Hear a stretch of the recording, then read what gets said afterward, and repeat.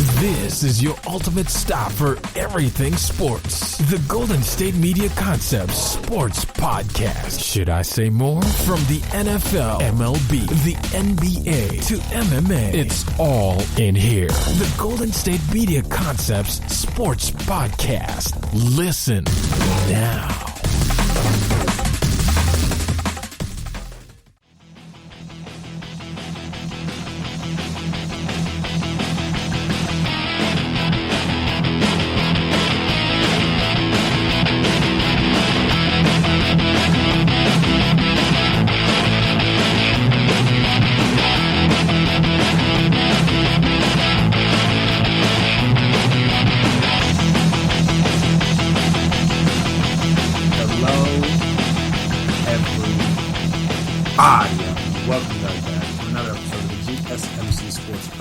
Presented by GSMC Podcast Network. My name is Chris Blades, and before I get started today, I want to make sure I remind you guys, if you haven't already, subscribe to the podcast. Make sure you never miss an episode.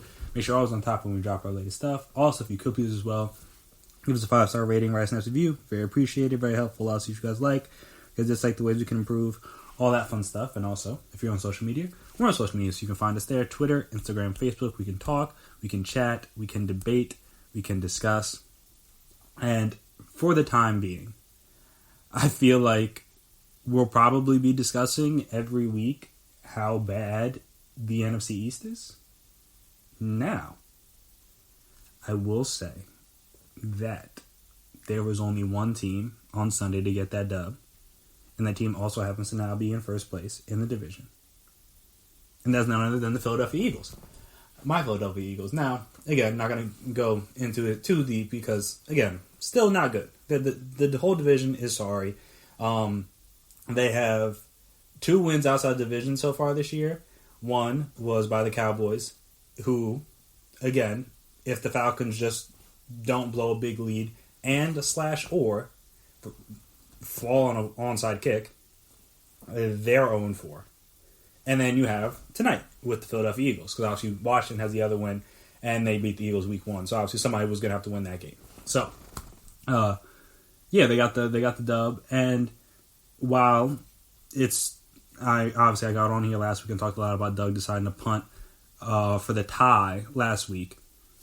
And sometimes this is why people are head coaches and other people watch from the couch. I still agree, and I think he took some of that in his lack of aggressiveness personal, in terms of, like, he came out after their first touchdown, the Eagles, and went for 2. No reason at all, didn't really explain it.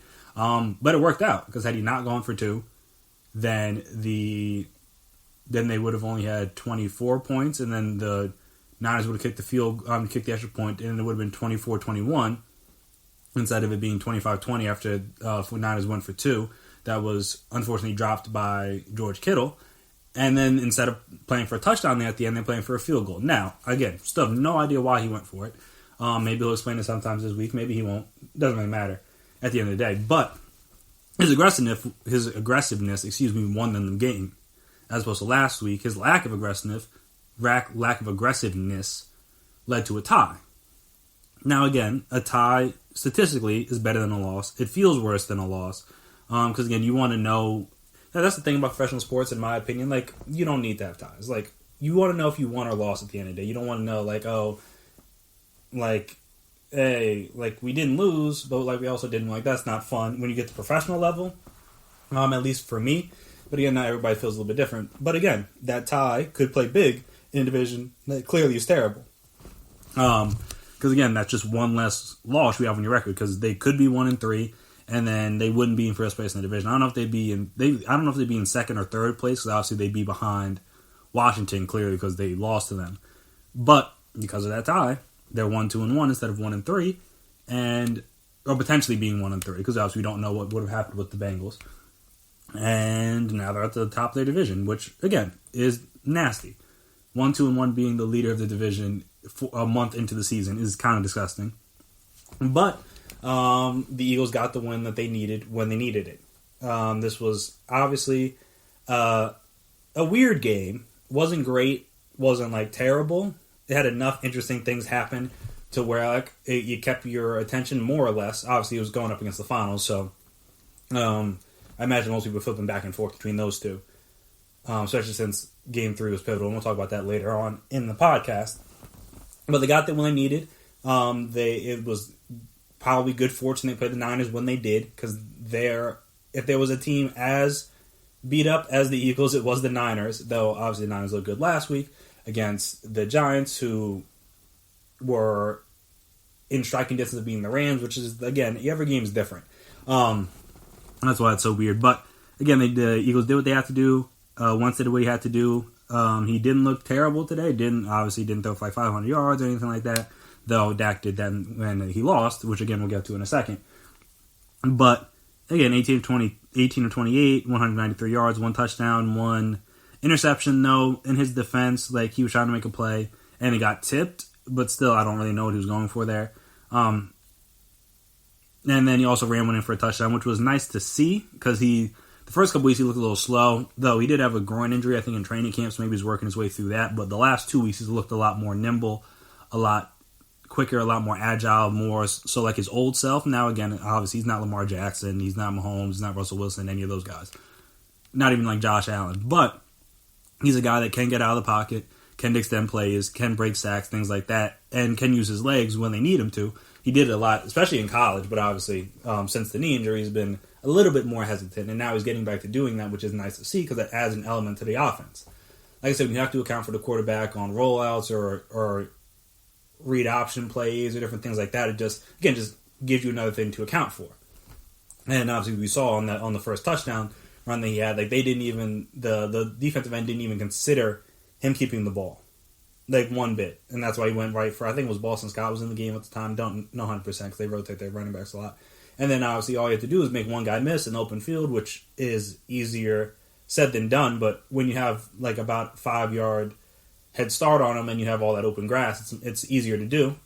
You have to do that, run it in. So like I said, it was nice for him to see, nice for them to see and for him to see just that he can still do that. But yeah, did enough. Obviously, Nick Mullins was on the other side, so it was unfortunate for him because he ended up getting the boot towards the end of that game after the pick six that he threw. I mean, he threw it right at the corner. I mean, right at the linebacker, excuse me. The corner might have made a play on it because he was kind of breaking on it anyway, but he hit the linebacker straight in the chest. Kyle Shanahan was clearly unpleased because he also had another pick before that on some pressure, and then obviously fumbled, which I believe led to the game-winning touchdown to Travis Fulgham, a man, even as an Eagles fan, did not know too much about before this week, but he made the play when he needed to be made, which is not something you could say for a lot of Eagles receivers over the past couple of years, so shout out to him. But yeah, so Nick Mullins got the boot, and this is a big loss for the Niners, obviously. They got some guys back. George Kittle looked spectacular. 15 catches, 183 yards, 1 touchdown. He looked great. He was down there on the last Hail Mary, too, so he could have got the ball popped up. Granted, he was on the ground, but he could have had the ball pop up to him. But yeah, he looked like he's completely healthy. Did not, though, in fairness, the Eagles have terrible linebackers. So I was unsurprised that he was going to have a game like this. But it was big for him and big for them to get him back and obviously showcase his ability. And so, like I said, you get Jimmy G back, you get Richard Sherman back, you get Mostert back. They start getting more guys back. They'll be better off down the year, the Niners will. But unfortunately, in their division, having the Niners in their division, not the Niners, having the Seahawks in their division, who went to 4-0 today, and having the Rams in their division, who went 3-1, and being behind, they're in last place currently behind the Cardinals because the Cardinals beat them week 1. So again, you need every win you can get, especially when you know you're in a tough division. Obviously, again, things will...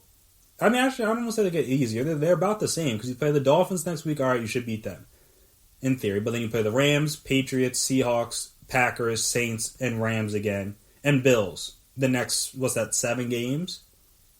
So again, they're going to need all hands on deck for those games because, again, in a division as competitive as this one, every win counts. And especially when you have, 3 division games in this span after you've already dropped 1. You're going to need to get some W's here. And like I said, even then, the teams outside of your division you're playing 2 undefeated teams currently. We'll see what happens with the Packers tomorrow night. You're playing the Patriots, who could be either 2-2 or 3-1 at the time, or as of tomorrow night, because they're playing tomorrow night too. We'll get to that in a second. And you're playing the Saints, who are 2-2, and obviously Drew Brees has been up and down, but they got the big win. They got a good win today after being down a little bit, which we'll talk about in a second. So I said you get the Dolphins out the way, should hopefully allow the guys to get back and get acclimated, but then after that the schedule gets tough for them. So they're going to need to, like I said, you're going to need to get guys back in order to have a chance to withstand this rough stretch where they're playing playoff caliber teams for 7 straight weeks. So we'll see what happens there. Like we talked about with Dallas, another game where Dak was not the problem and the defense continues to struggle. So Dak in this game, I believe, had over 500 yards passing by the end, though, in fairness, some of those were garbage time. Now, I understand that the reason why the game became close was because of those garbage time yards, so it doesn't look like garbage time. But, I mean, when you're down like 20-plus points heading into the fourth quarter, and you know you're going to throw, and you're going to be able to throw, and the teams are playing a little safer on the defensive side of the ball, it allows for more things. Like I said, the defense had given up 41 points heading into the fourth quarter, and then the Cowboys had only scored 14. So again, obviously, they scored 24. He had a lot of yards and stuff like that late in that game. But, like I said, I imagine he'd like some of those yards to be in that middle period of the game where they scored 0 points in the second and the third. And again, we're down 27 heading into the fourth. So like I said, it's one of the situations where obviously the stat line looks spectacular. 41 to 58, which, I mean, 60 passing attempts is kind of crazy, but 502 yards, 4 touchdowns. The interception at the end hurt, though I believe it was more of a miscommunication. It seemed like Dak thought Amar was going to break it off a little bit sooner. He didn't really run as hard to try to get in front of it or break the pass up. Obviously, they weren't on the same page, and Denzel Ward picks it off to basically seal the game, even though the defense did their best to seal the game after they had gone down the field and cut the lead to 41-38 after an onside kick, which was kind of a weird one, but hey, is what it is. They give up a 50-yard touchdown run to Odell Beckham Jr., who had himself a day out there. He caught a touchdown pass from Jarvis Landry on the first drive. And again, I don't understand people still falling for the Jarvis Landry reverse pass because, again, he's left-handed. You're going to roll. If he comes back to the left, there's a good chance he's going to throw the ball. And yet he got open there. Caught another one from Baker, and obviously had this 50-yard run where the entire defense got faked out. It was absurd. The only person that was there to kind of stop the play was Aldon Smith, who forced him to run 5 to 10 yards back, and yet Odell was still able to turn the corner and cut back a little bit and go untouched into the end zone, which, if you watch the replay of that, Jalen Smith needs to give some of his contract back. Obviously, he hasn't played as well since he got the contract, but also if you watch the play, he's jogging.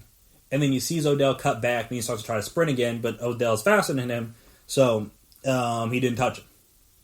And yeah, again, it was just a terrible game. Obviously, the Cowboys, the problems were bigger than Jason Garrett, as we've seen.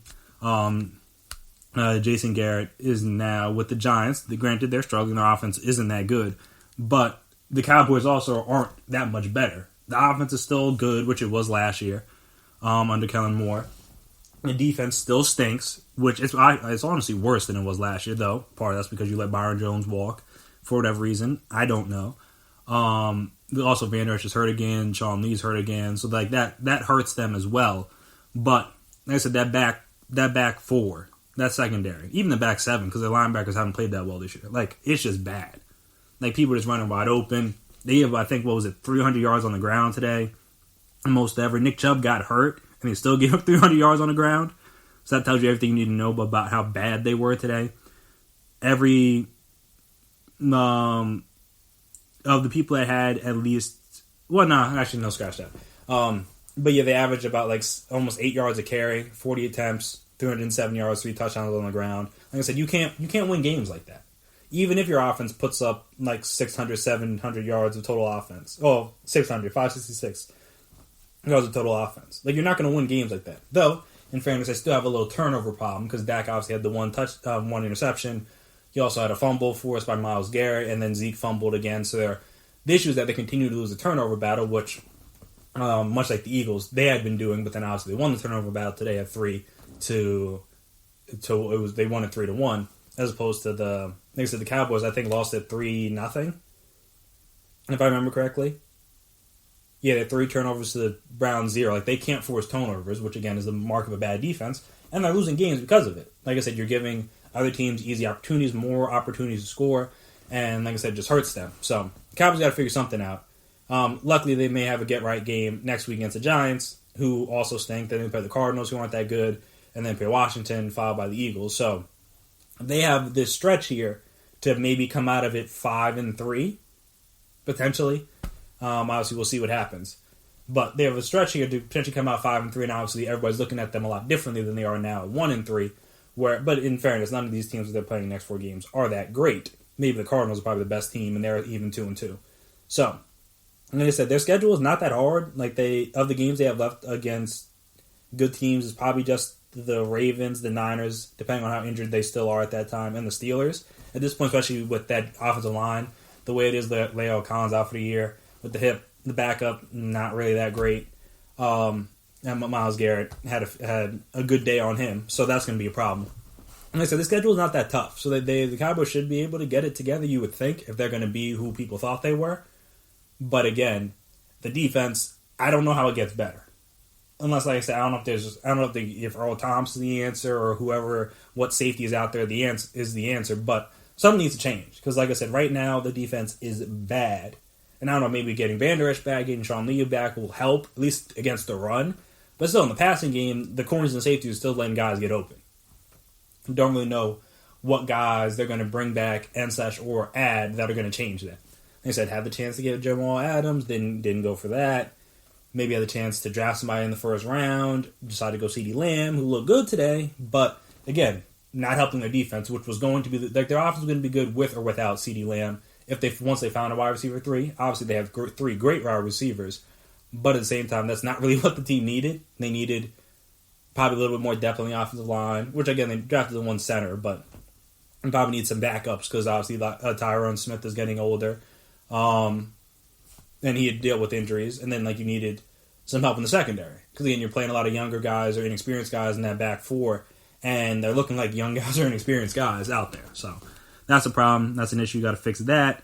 Also around the NFC, like I said, the Rams got a good win. Or not a good win, a big win, I should say. Because, again, it wasn't good. They only scored 17 points against the Giants, whose defense isn't that great. And also there was a fight at the end between Jalen Ramsey and Golden Tate. If you know, you know. The backstory between them, if you don't know, look it up. It's quite a mess. I would spill the tea for you guys. But, again, I've been talking for a little while. I don't want to have the segment go too long. But, yeah, the only really big play in the game was Cooper Kupp's 55-yard touchdown with 7 minutes to play that basically iced the game because the Giants couldn't do anything. Daniel Jones struggled again. Had another interception. I forget if he fumbled too. He probably did. But yeah, no, he didn't lose it. He fumbled, but then I guess he was able to recover. But yeah, the running game was actually decent today. Average 5.4 yards per carry. A lot of those, some of that was Daniel Jones. They held down the Rams running game. They only had 58 yards on the ground, which obviously hasn't been common for them, especially during this recent, not recent, but during this early 4-game stretch. Like I said, Jared Goff didn't really do a whole lot. Only had 200 yards on 32 attempts. Held down Robert Woods pretty well. Held down Higbee, most of their guys. But again, that big one to Cooper Kupp is basically what iced it for them. Even though, again, up until that, he has 5 catches for 69 yards. Which is nice, but he only, like I said, he had the 55-yard touchdown. So outside of that, he had 14 yards on 4 catches. So like I said, the Giants' defense held their own, but again, the offense is just going to struggle, and I don't really know how they're going to get better. The offensive line, still bad. Daniel Jones still turning the ball over. And again, it's a win the Rams needed because you got to keep pace with the Seahawks at this point. And like I said, they got another easy one, you would think, against Washington next week, see if they can hold on there, and then they get the big Sunday night game against the Niners in 2 weeks, which will be pivotal for both teams at that point in time. So, like I said, the Rams needed a good win. They got it. Like I said, the Seahawks did their thing. They beat the Dolphins, even though it was closer than it should have been, only won by 8. But Russ continues to play fairly well. Another 300-yard game, 2 more touchdowns, do a pick. But, again, they won, so that helps. Chris Carson, 2 touchdowns on the ground. DK Metcalf continues to look good. David Moore had 3 catches for 95 yards and a touchdown, like randomly. Not randomly. Obviously, he's had his moments, but obviously he's not the second guy. Tyler Lockett's the second guy, and he basically did nothing all game. So shout out to the Dolphins for holding him down. But yeah, the Seahawks got the win that they needed. Or not needed because they're already 3-0. But again, you want to continue to win games in this division because again, you lose that game now. Now you're tied at 3-1 with the Rams, as opposed to being a game up. So like I said, you want to, in this division where the team's going to be competitive, no one's really going to probably run away with this thing. Every game's going to matter. So you want to win as many games as you can, especially early on in the season, to build up as much leeway with yourself in case you have a little slip or some of the guys get injured mid-season, late in the season, something like that. So you can build up enough wins already in the bank to where you have a 2-game slide. It doesn't really kill you kind of thing. So like I said, Seahawks needed that win to continue where they're at. Like I said, the Saints got a win that they needed because they were 1-2 at the time. Definitely needed that, and they went down early. Went down 14-0, like basically right off the bat, and then they scored, I think, 35 unanswered. Yeah, 35 unanswered. And obviously the Lions were able to come back, make it somewhat competitive of a game there at the end. But again, for the defensive guy that Matt Patricia is supposed to be, defense again looked bad. And I don't even mention him on my NFL coach firing rankings, but let me take Mike Zimmer off. He should be solely in there. Because again, the team has been bad since he got there. They fired Jim Caldwell after 4 fairly solid seasons. He was 9-7 his last year before he got fired. And Matt Patricia has not even gotten close to that record during his time with the Detroit Lions. And again, it's obviously they were trying to get over the hump, get consistently into the playoffs, things like that. So it's not like they came off of like a Super Bowl or anything. But again, when you fire a guy after going 9-7 and the next few years your team has been sorry, it calls into question the choice that you made in terms of letting go of the head coach and then hiring this one specifically. Again, maybe a different head coach would have different things happening, but this head coach clearly isn't working. Like I said, they're 1-3. They're struggling. And again, the first game, they should have won. The defense blew it. Obviously, DeAndre Swift had the big drop. They got smoked by the Packers. They had a close win last week, and then obviously they did what they did again today. So, again, Matt Patricia should be up there. I'm not going to say he's going to be up there, at least in terms of he's going to get fired before mid-season or anything like that. I still think the first name off the board is Dan Quinn, especially if things don't go well on Monday night. Obviously, you guys will be hearing this on Monday, so if things don't go well tonight for you, then I think Dan Quinn is getting closer to being that first guy fired. But again, Matt Patricia should at least be looking over his shoulder in terms of hey, how much longer am I going to have a team be this bad? Because eventually you have to start winning games. They're in, I think, year 3 with him. They haven't really looked good in year 1 or year 2. So at some point you got to show some progress here, and they're still struggling. So we got to look at that. But yeah, after this break, we'll come back and we'll talk about some of the AFC teams and some of their games. Talk about the Chargers. Talk about the game that was postponed or pushed back to Monday due to the Rona, which is unfortunate for those teams. Talk about some of the AFC games, the Colts looking like a dominant defense, all that stuff. We'll talk about it right after the break, so stay right there.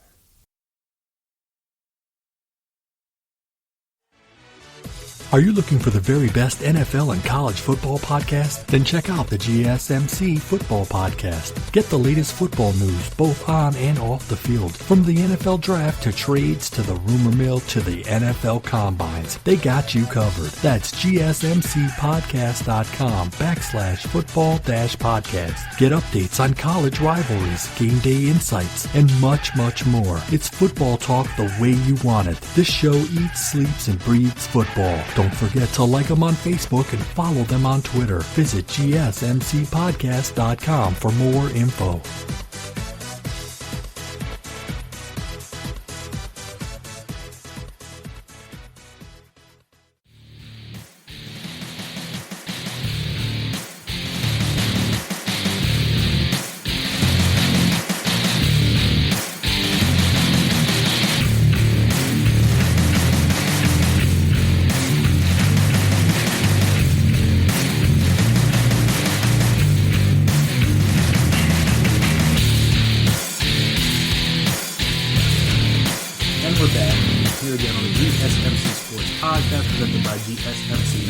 Podcast Network. So first, I want to start with some of the rookies. Rookie quarterbacks, to be specific. Obviously, Tua hasn't played yet. Don't know, again, when he'll play. Though I hope for the Dolphins fans' sake it's soon. Because the team's 1-3. Fitzmagic is, doing the thing where he looks good sometimes, looks not good other times. Again, didn't look that bad in his last game. Was 29-45, 300 yards, but threw 2 picks, so that definitely hurts. But it's just one of those situations where, like, at the end of the day, what Fitzpatrick is. He's like a below average, or like a below average starter that sometimes has above average moments. If that makes sense, obviously that's the part of the Fitzmagic thing, is that like he's started on a bunch of different teams, so what he is, he's not really going to lead you anywhere. Your team's not going to be as successful, but at least he'll be entertaining from time to time, and you win a game or two here or there. But at the same time, like, again, at some point you have to try, or you would think you'd want to try, and start to look ahead to the future in terms of, again, seeing what you have with Tua.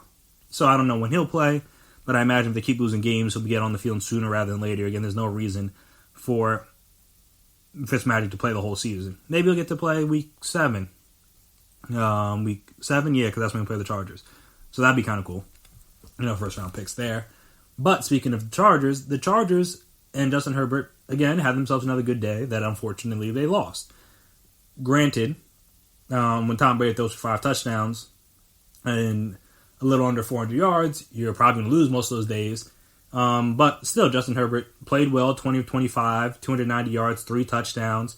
The 1 interception came at the very end, so like the timing of it hurt, but throughout the rest of the game, like he played well.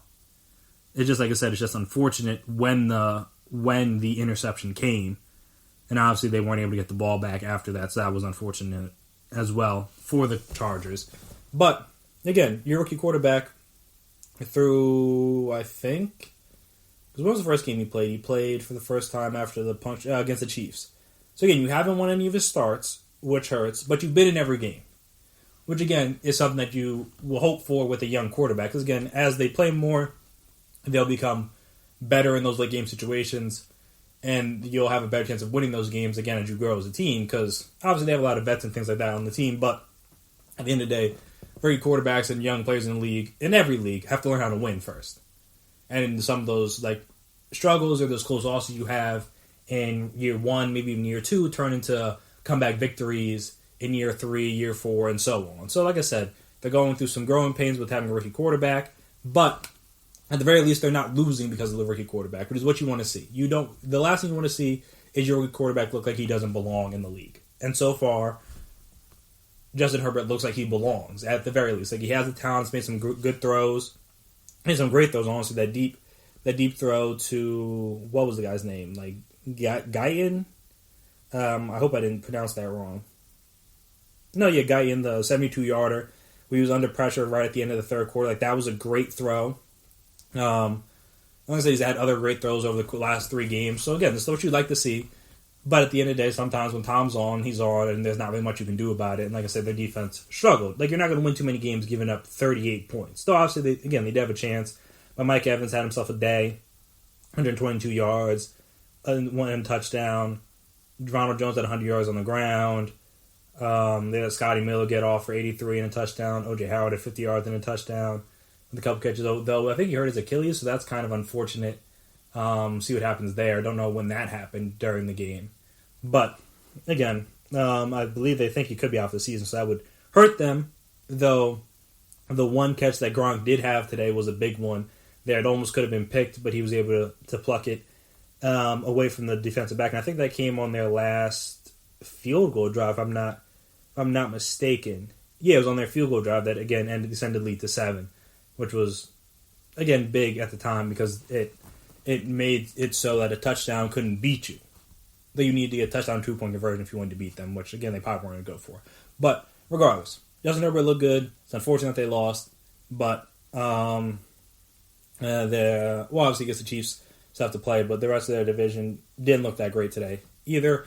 Also, before we get on to the Raiders and the Bills game, we'll talk about the Bengals, who put on another good performance. Joe Burrow got his first win, which is good for him. Again, it was against the Jaguars, so not another good team. I mean, not a great team, but Joe Mixon, 25 36, 300 yards, 1 touchdown, 1 pick. Joe Mixon had himself a day, 150 yards on the ground, 2 touchdowns, and I think he had another touchdown through the air. So he looked great. Good for him. Tyler Boyd continued to look good. D. Higgins looked good again, 4 catches for 77 yards. He had a couple of drops in there, at least 1 or 2.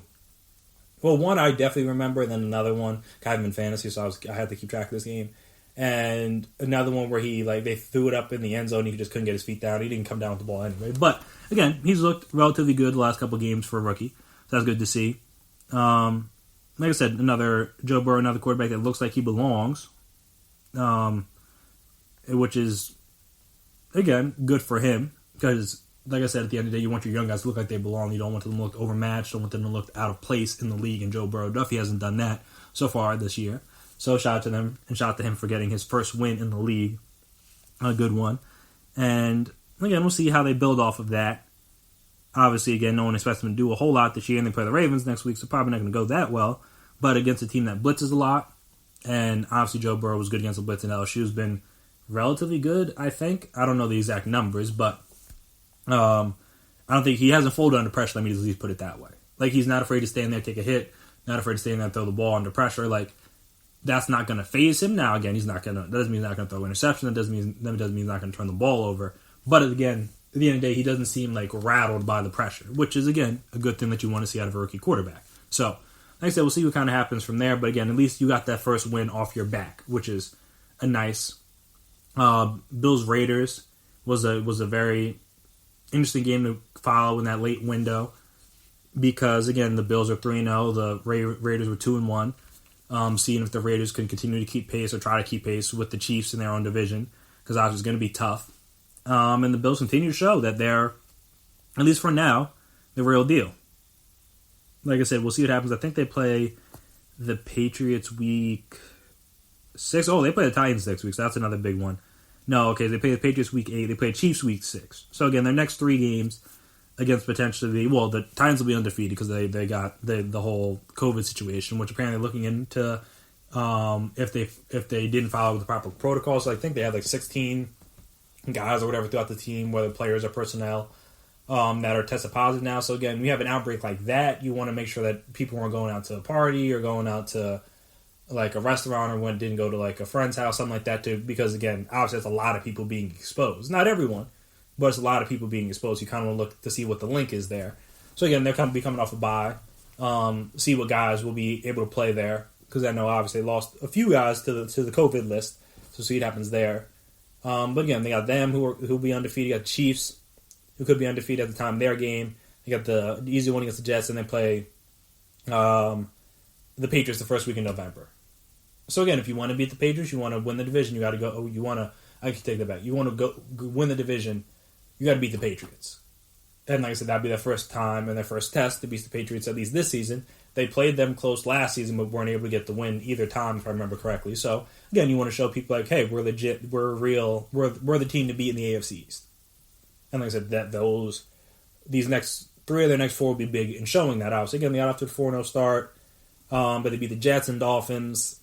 They beat the Raiders, who I guess we don't really know how good or bad they are yet. And they beat the Rams, though they let them come back. So again, Rams are a solid team, but again, they were up 28-3 in that game. That's you shouldn't even have that to where you need a touchdown there late in order to win that game. But in fairness to the Bills, again, they played well. Josh Allen continues to play well, continuing to tick up his MVP stock. Or keep up his MVP stock, because obviously Kyler Murray's stock has fallen a little bit in the last 2 weeks. With 24-34, 288 yards, 2 touchdowns, no interceptions. So again, continuing to do good things. Had a quarterback sneak for a touchdown on the ground. So,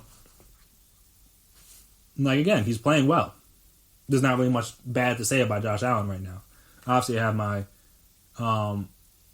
reservations about him and some of his decision-making and his accuracy, and some of the things he does, some of the sacks he takes, some of the throws he decides to make, things like that. But, again, he's doing more good than bad right now, so you really can't get that mad at him.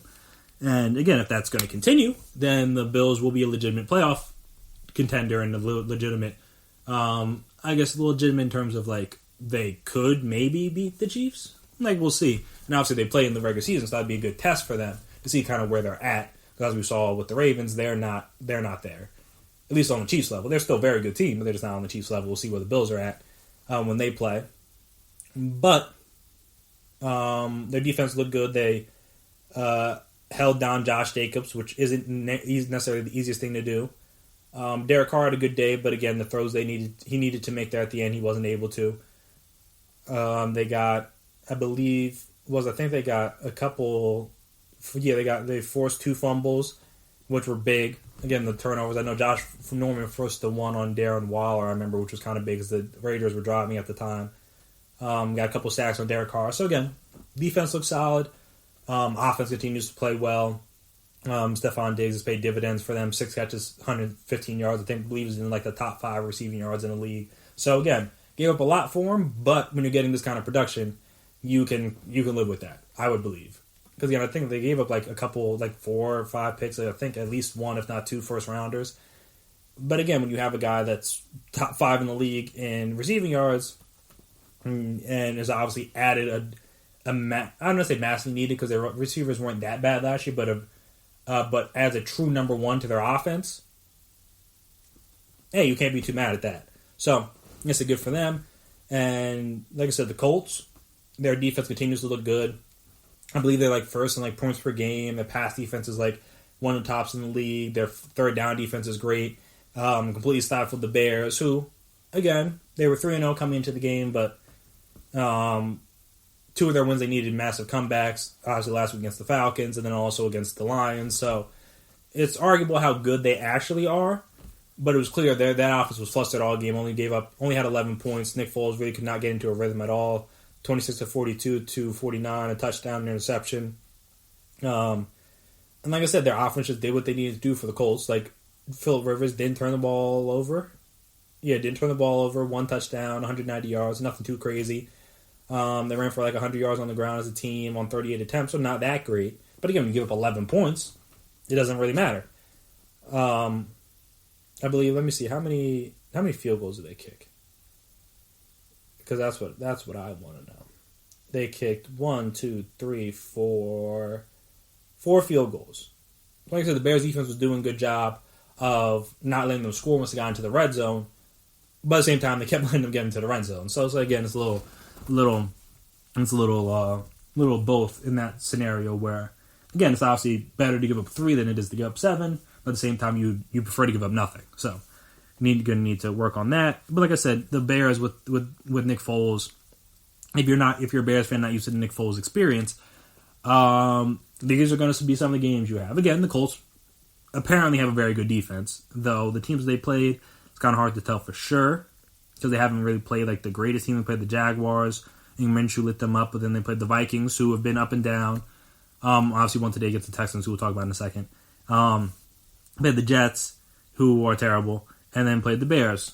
So we'll see. Odell and Jarvis Landry and the Browns next week will be a good test. So they actually have a good weapons on offense to where like if Baker can play well, they should be able to put up points.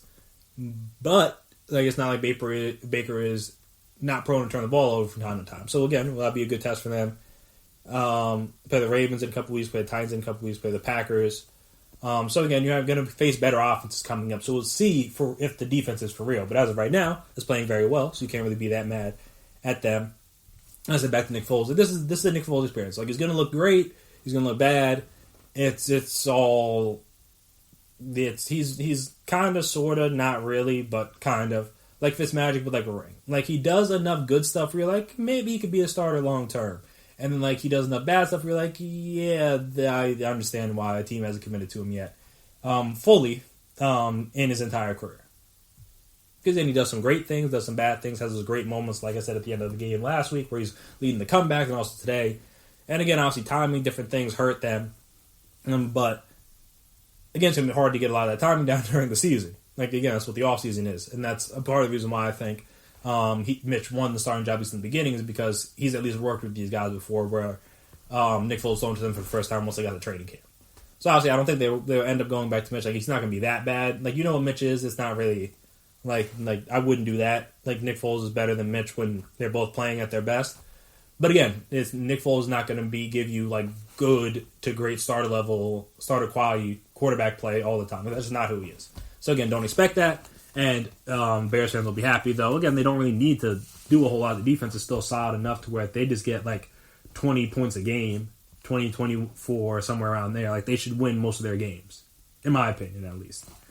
So again, we'll see. But again, the Colts still show themselves to be legit. As I said, the Texans caught the L. Bill O'Brien, in my opinion, should still be on the hot seat. They're 0-4.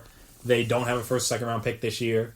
Like I said, I think their pick situation, I know, was very shoddy. But yeah, obviously I know their first pick is like a third.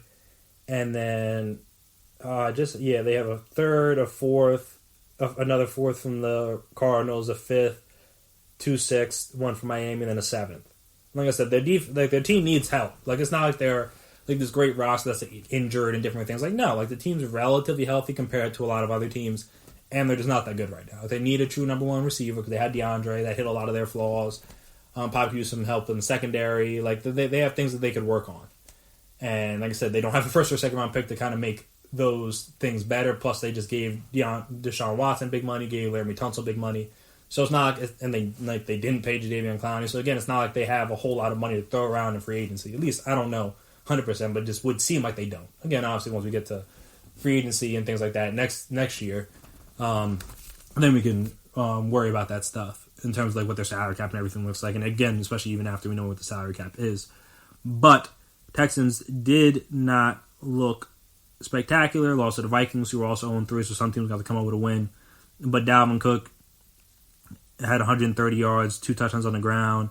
Adam Thielen had over 100 yards and a touchdown. Justin Jefferson went over 100 yards again.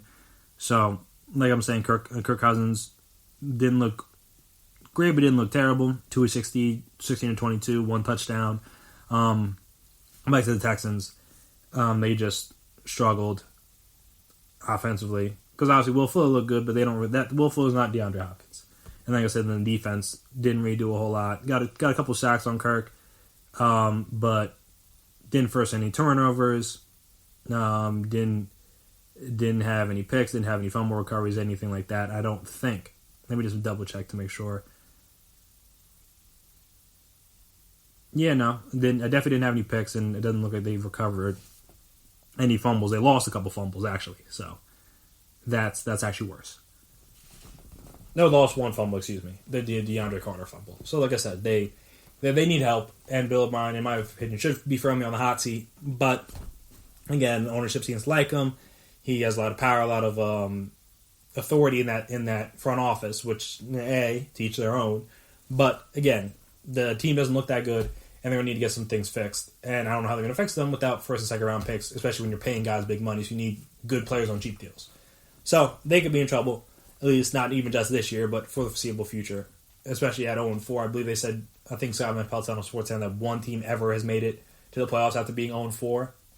And obviously there's an extra playoff team this year, which could matter in that dynamic. But again, I don't know what fixes the Texans are going to have in their up their sleeve to kind of get things turned around for the season.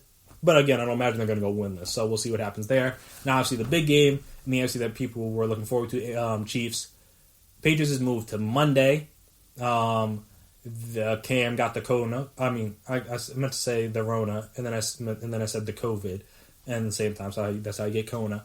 But yeah, Cam has COVID. Apparently, he's the only one as of this moment. So we'll see how that continues and how that plays out over even on Monday or through the rest of the week. But apparently, it's just him. So he's not playing, and I guess they're going to start Brian Hoyer, so I imagine Chiefs are going to win. So that's unfortunate because that was a game I know I was looking forward to. I imagine a lot of football fans are looking forward to just to see. Because again, those matches have been good over the last couple of years, and obviously, instead of Tom Brady, you had Cam Newton in there. And also, again, you wanted to just see if the Chiefs can continue to be as dominant as they looked on Monday night. So, I'm going to say we got 2 Monday night games, got them, and then also got Packers-Falcons. So, nice little double dip for everybody. So, that should be fun. But yeah, obviously the Panthers-Chiefs game loses a lot of its luster without Cam Newton in. So that's unfortunate. But again, we'll see. Maybe they'll surprise some people. Brian Hoyer will surprise some people not next year, on Monday. But again, we'll see how that goes. So looking ahead to the rest of this week, the divisional series in the AL and NL will be going down this week. So we'll talk about those. First, start with the AL, give my predictions for that, and then we'll go into the NL after. So we will talk about the 2 AL division series right after this break. So stay right there.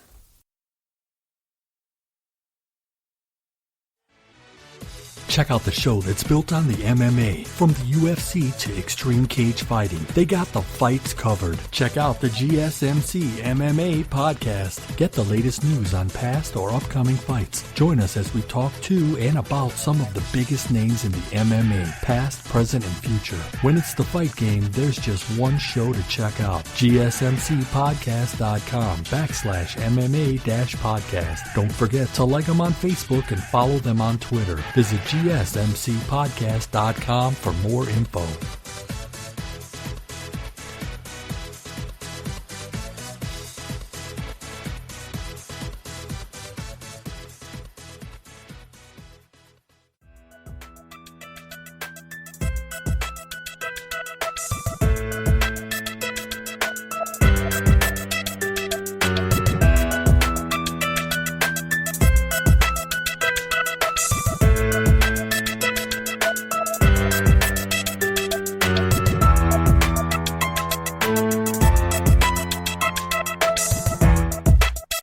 And we're back here again on the GSMC Sports Podcast, presented by GSMC Podcast Network. So, obviously, this will have never happened before. I was thinking about this, but this is impossible to have happened before due to the fact that, again, they were only, originally 4, and then obviously expanded to 5 teams that made the playoffs.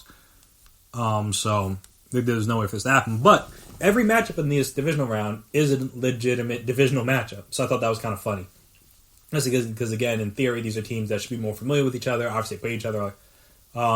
Mainly, they only play your divisions, and then obviously the opposite, and then the division in your same geographic area in the other league. So, you got a lot of games against these guys. They're in this shortened 60-game season. So, it's actually kind of better for them that they play a team that they're more familiar with, both on the good, well, for both sides, really, because, again, at least you know what to expect. It's not like you're playing a team for the first time this year, and you're like, for the first time this year, and you're like, I don't really know what to think. I know what their pitchers are like. I don't know what their hitters are like. But now, in all 4 of these division series, you have you should have an already built-in knowledge of what these guys are from your matchups during the regular season. Now, again, regular season is not postseason, so that is a big difference. Just because you were good in the regular season does not mean you were good in the postseason. Just because you beat a team or had a good record against a team in the regular season does not mean you will beat them in the postseason. That's not how any of this works. Though that was all that logic and that line of thinking. All of those came in before fans. I mean, with fans in the stands. Obviously, with no fans, it makes places easier to play in. And then obviously you're playing on a neutral site. Again, you're playing in, I think the AL series are playing in San Diego I know definitely at least one of those being in San Diego. But I know they're in California, regardless. And then I think the NL ones are in Texas, if I remember correctly, from the original playoff setup discussion that they had. So again, you're playing on neutral site. You're not playing in normal territory for you, at least for either of these teams. So again, that's going to be a little different aspect as well. Like I said, the fact that it's all division series is kind of interesting to me at the very least. So the first one in the AL, A's Astros. That's interesting, obviously, just because the Astros were a team that was bad. The A's won this division by 7 games during the year. They beat, I think they won the season series against the Astros during the year. And so you would think they'd have the upper hand kind of thing. But there is something to be said about being a former champion. Just in terms of that, what this stage and what this setting is like. Obviously, again, it's a different setting because there's no fans. But you at least know what this is like. You're not shocked. You're not surprised. You know all about what the playoffs are like. You know all about these pressure-packed moments, all the different kind of things, random things, especially in the baseball playoffs, random things that can happen. And they're not foreign to you. Obviously, the A's just have to get over that hump to be able to beat the White Sox. So they had struggled over the past few years in terms of their play in the postseason. As we know, the Astros, they have made it to at least a championship series each of the last 3 years. Obviously, won the World Series in 2017, lost to the... Did they lose to the Red Sox in 2018? They might have. I don't remember that one 100%. Then obviously lost in the World Series in 2019. But they've made the playoffs the last 3 years. So again, this is not foreign territory for them, and winning the playoffs is not foreign for them. So they know what to expect. Like I said, the A's on the other hand, were still trying to get over that hump. And obviously they were able to, which was big for them to be able to beat the White Sox. But again, you were facing a team that a lot of these guys, it was their first postseason ever. A lot of young guys, especially in that bullpen.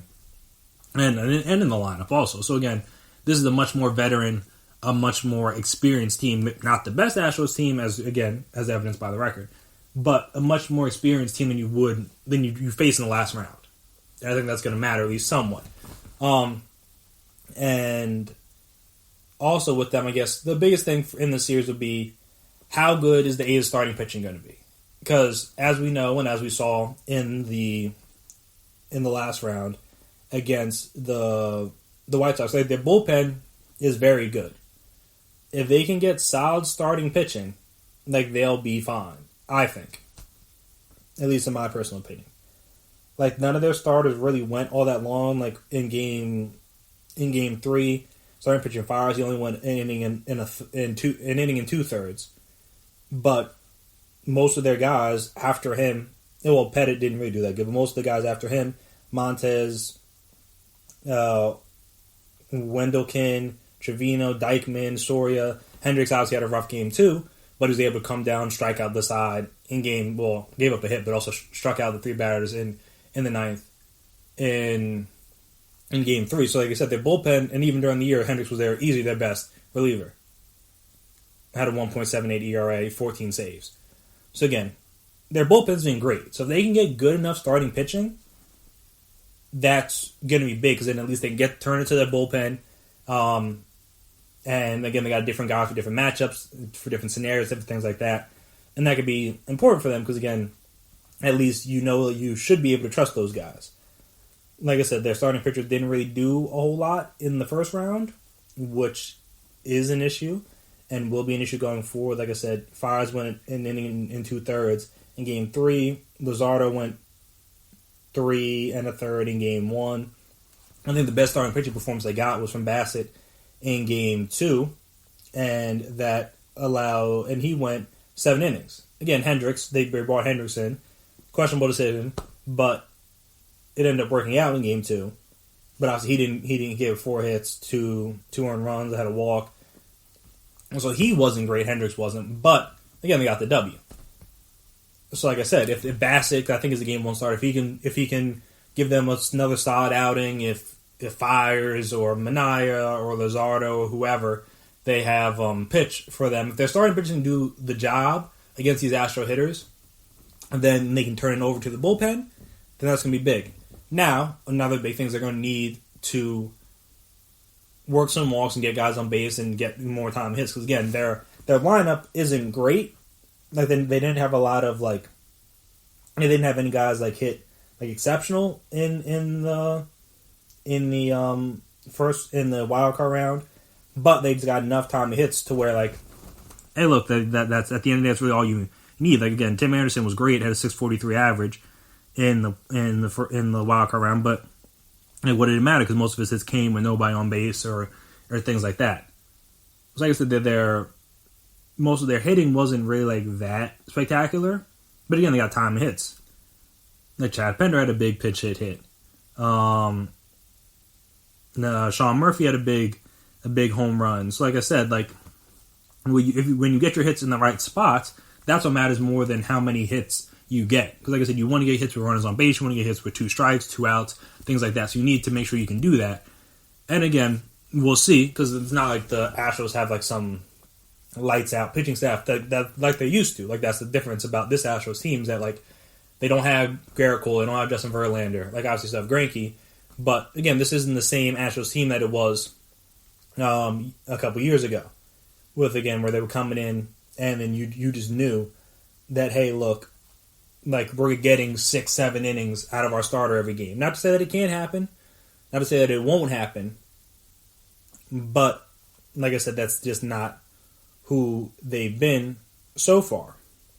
Like I said, even the first one, they didn't even really hit all that well. They were 10th in terms of average of all the teams in the first round. So, like I said, they didn't hit great, but they got enough timely hits, and their pitching was solid. Like I said, they had an ERA of 1 in their 2 games. Only gave up 2 earned runs, had 14 strikeouts. It's like I said, and then they had a .9 WHIP. So, like I said, if they can continue to pitch well and not get a lot of guys on base, don't allow for the A's to like kind of small ball you and then come up with the timely hits, which obviously they're capable of doing. Like I said, that could be the difference. So I think just because of the experience, I might go with the Astros. But again, this is the interesting one just because these teams know each other. This isn't like a matchup we haven't seen before. They haven't seen before. Like they know what to expect from both these teams. So I wouldn't be shocked if the A's are able to pull it off.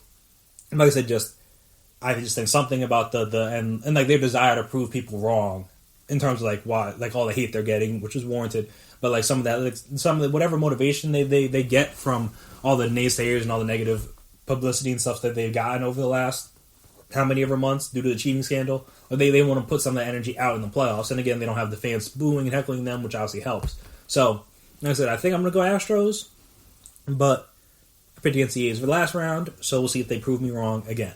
So then that brings us to the Yankees and the Rays. And this is another series where the Rays dominated them in the regular season. Though, like I said, I don't think the Yankees were all healthy during those games, and now they're healthy. Like the lineup that they wanted to have out there for the playoffs is out there now, I believe. I don't know if they would have wanted Andujar or anybody like that, but in generally speaking, the lineup they want out there is out there. And that's big. Like I said, Stan's healthy, Judge is healthy, Torres is healthy, LeMahieu's healthy. Like I said, Rochelle, like everybody's healthy. Voit, like everybody's healthy for now. And that's big because, again, their lineup is not an easy lineup. Like I think they had the highest batting average in the first round, had the most home runs in the first round, which again is not surprising if you know the Yankees. Had the most RBIs in the first round. So again, this is just what they're going to do. They're going to hit. Like I said, that's big because, like I said, the Rays have good starting pitching, and they were dominant against them during the regular season. But if they're not going to be able to get them out, that's going to be a problem. Because even though Tanaka obviously wasn't that great in the second game, you still have him, you still have Cole. So in theory, you got at least 2 starters that you can trust come playoff time. Now I have to figure out things from there for the Yankees, because again, I don't know who the third guy is going to be. I don't know if it's going to be J.A. Happ. Like I don't know who the third guy is going to be that they're going to trust to get the ball in the playoffs. But again, you trust Garrett Cole, and generally speaking, you trust Tanaka, and you trust that bullpen, which again isn't exactly like unhittable like it used to be. Again, Chapman had his moments, Britton had his moments. Chad Green was good. But again, like they're not exactly unhittable like they used to be. I actually want to take that back. Chapman wasn't that bad in the last round, but again, he had his moments throughout the year. So again, you kind of just want to see what version of the bullpen you get, because if the good version of the Yankees bullpen, if they can get enough starting pitching, and then, like I said, I think they'll be able to hit their way into the next round. Like I said, but this is a team that many people thought, like them and the Dodgers, they should be the 2 teams that get to the World Series. Now, again, we'll see if they get there, but these were the 2 teams that everybody thought was like, yeah, no, these should be the teams that are playing for the World Series championship. And I was again, the Yankees just wanted to get into the field and wanted to get healthy for the playoffs, and they're healthy now.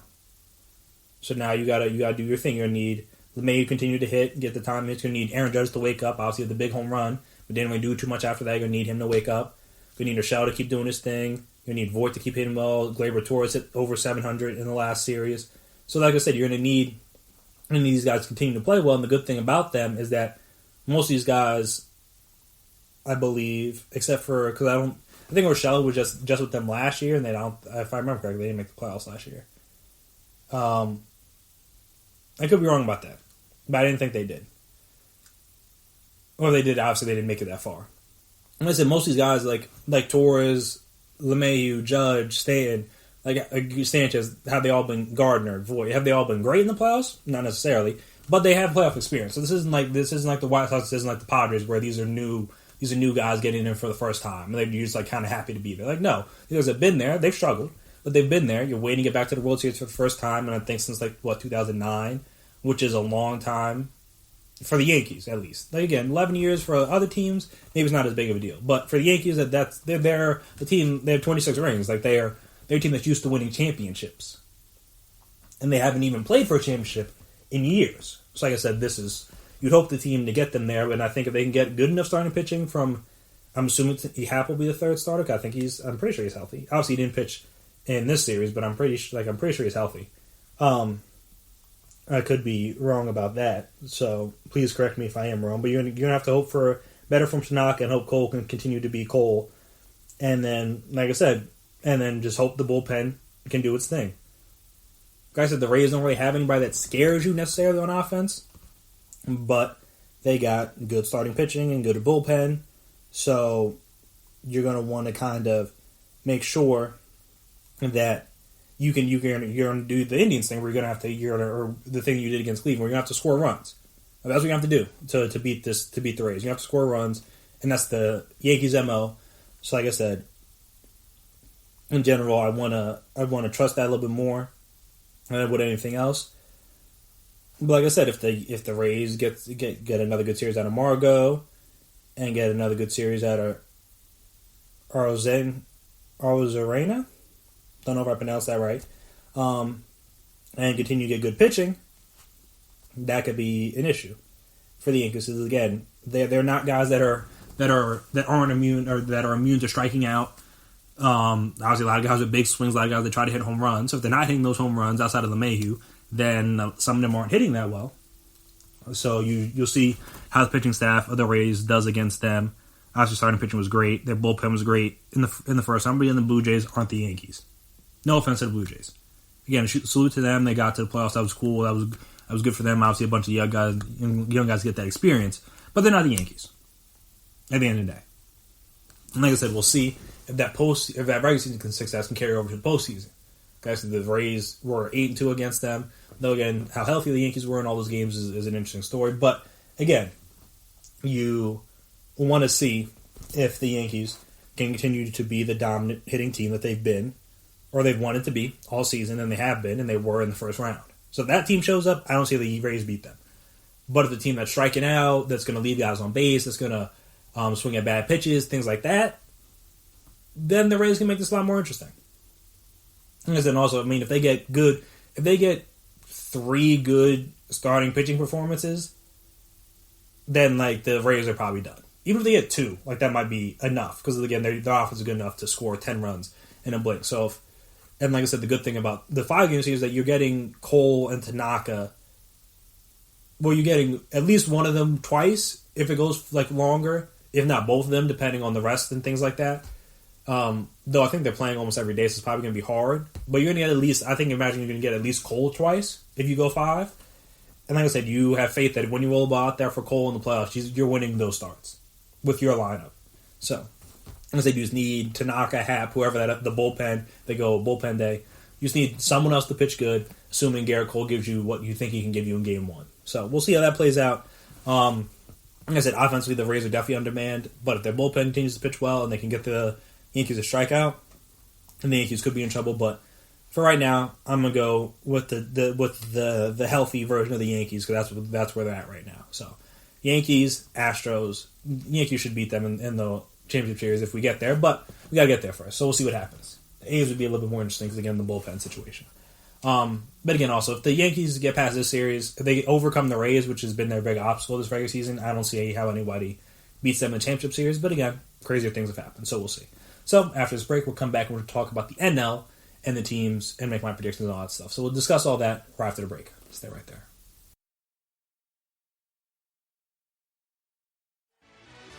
Are you looking for help for your fantasy football team? Check out the GSMC Fantasy Football Podcast. Get today's best advice on who to start, who to sit, even who you should draft. From sleeper picks to red-hot lineups, they got it all covered for you. That's gsmcpodcast.com/fantasy-football-podcast. We'll cover traditional leagues, dynasty, PPR, even IDP leagues. When you need fantasy help, there's just one show to hit up. Don't forget to like them on Facebook and follow them on Twitter. Visit gsmcpodcast.com for more info.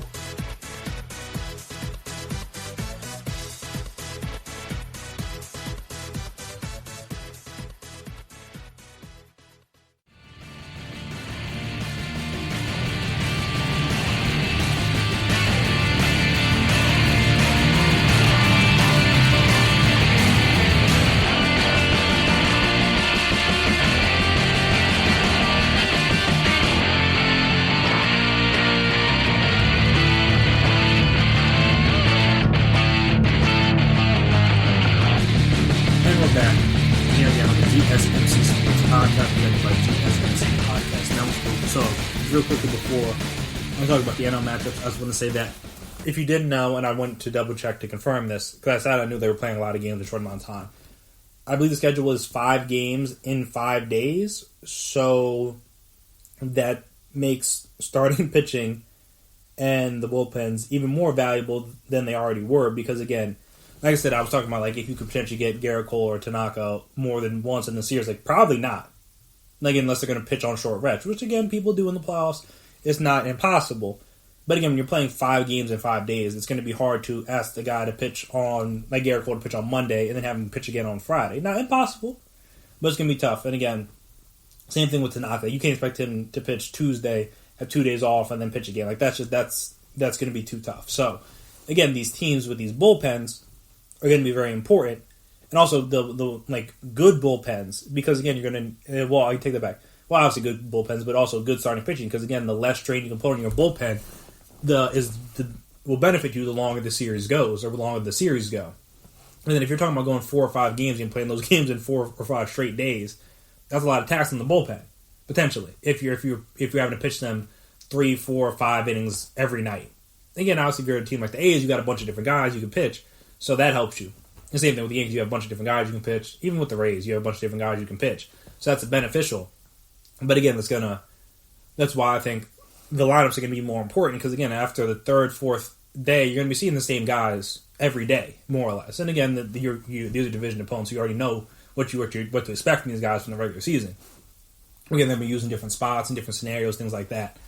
But again, 5 games in 5 days, that would, in my opinion, lend itself more towards the offensive side of the game, because again, starting pitchers are going to struggle to pitch more than once in the series. There's no off days, things like that.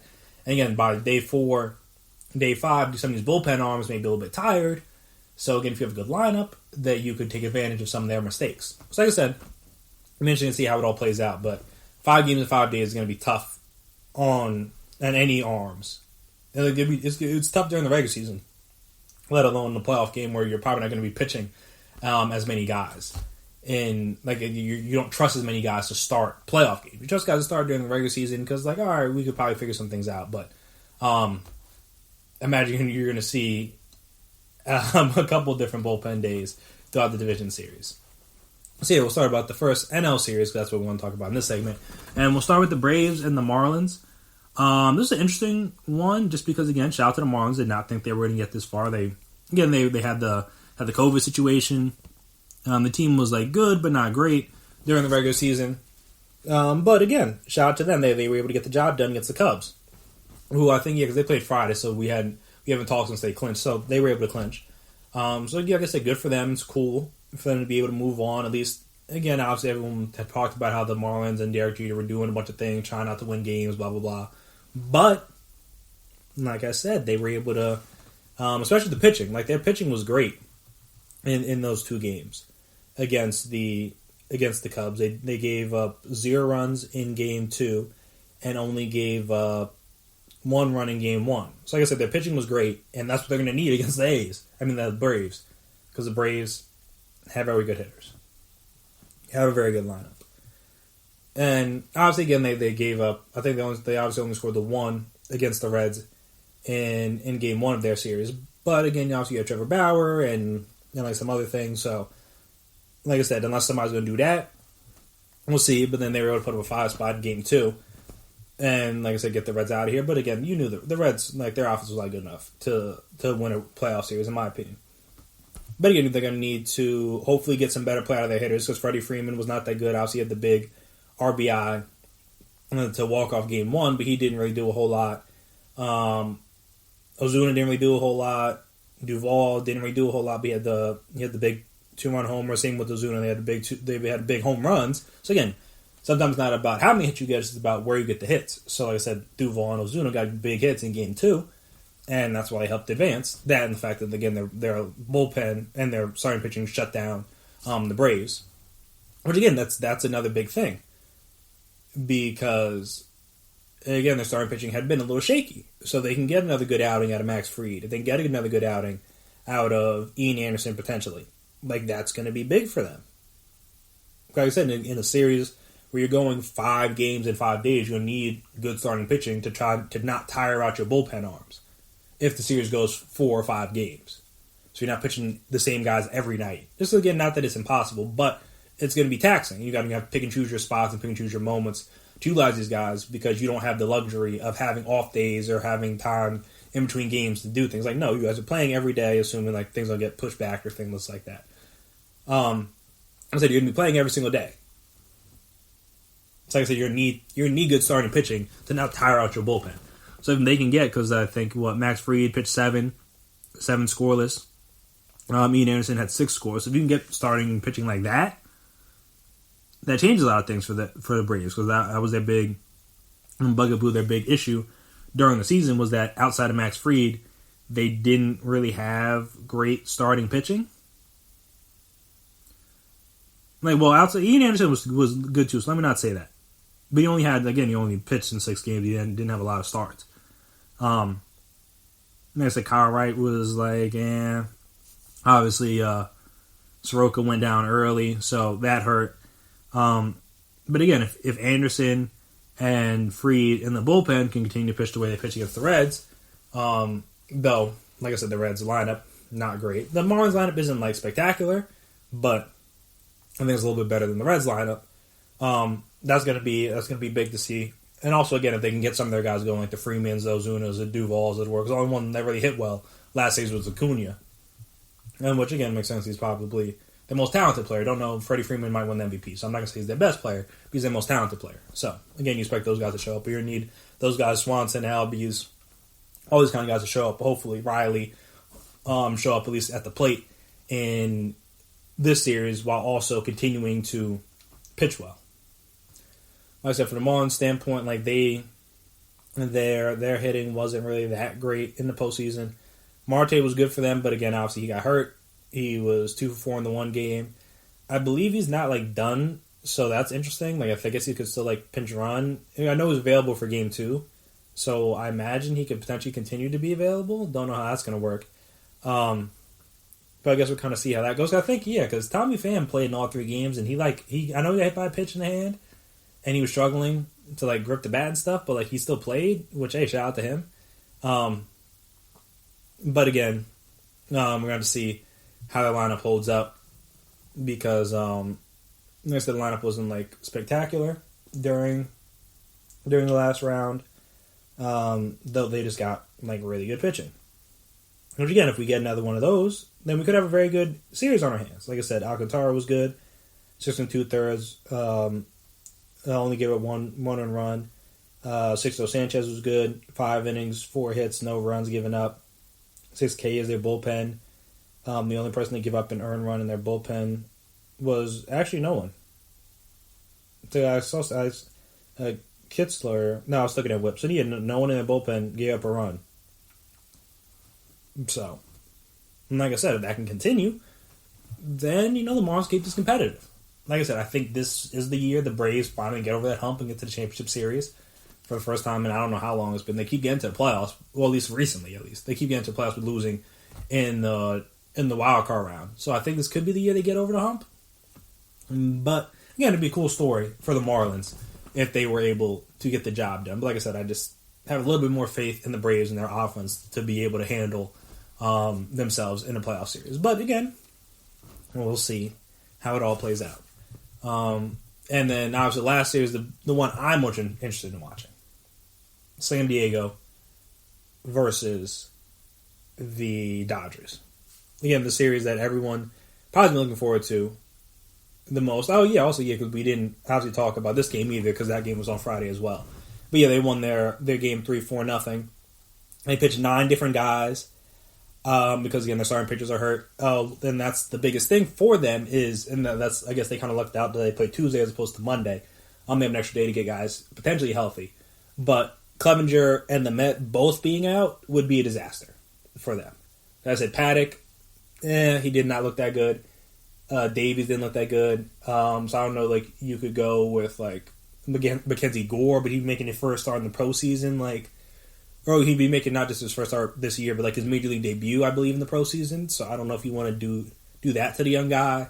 Could go with Luis Perdomo. Like, again, they have a couple different options, but, like, none of them are that great.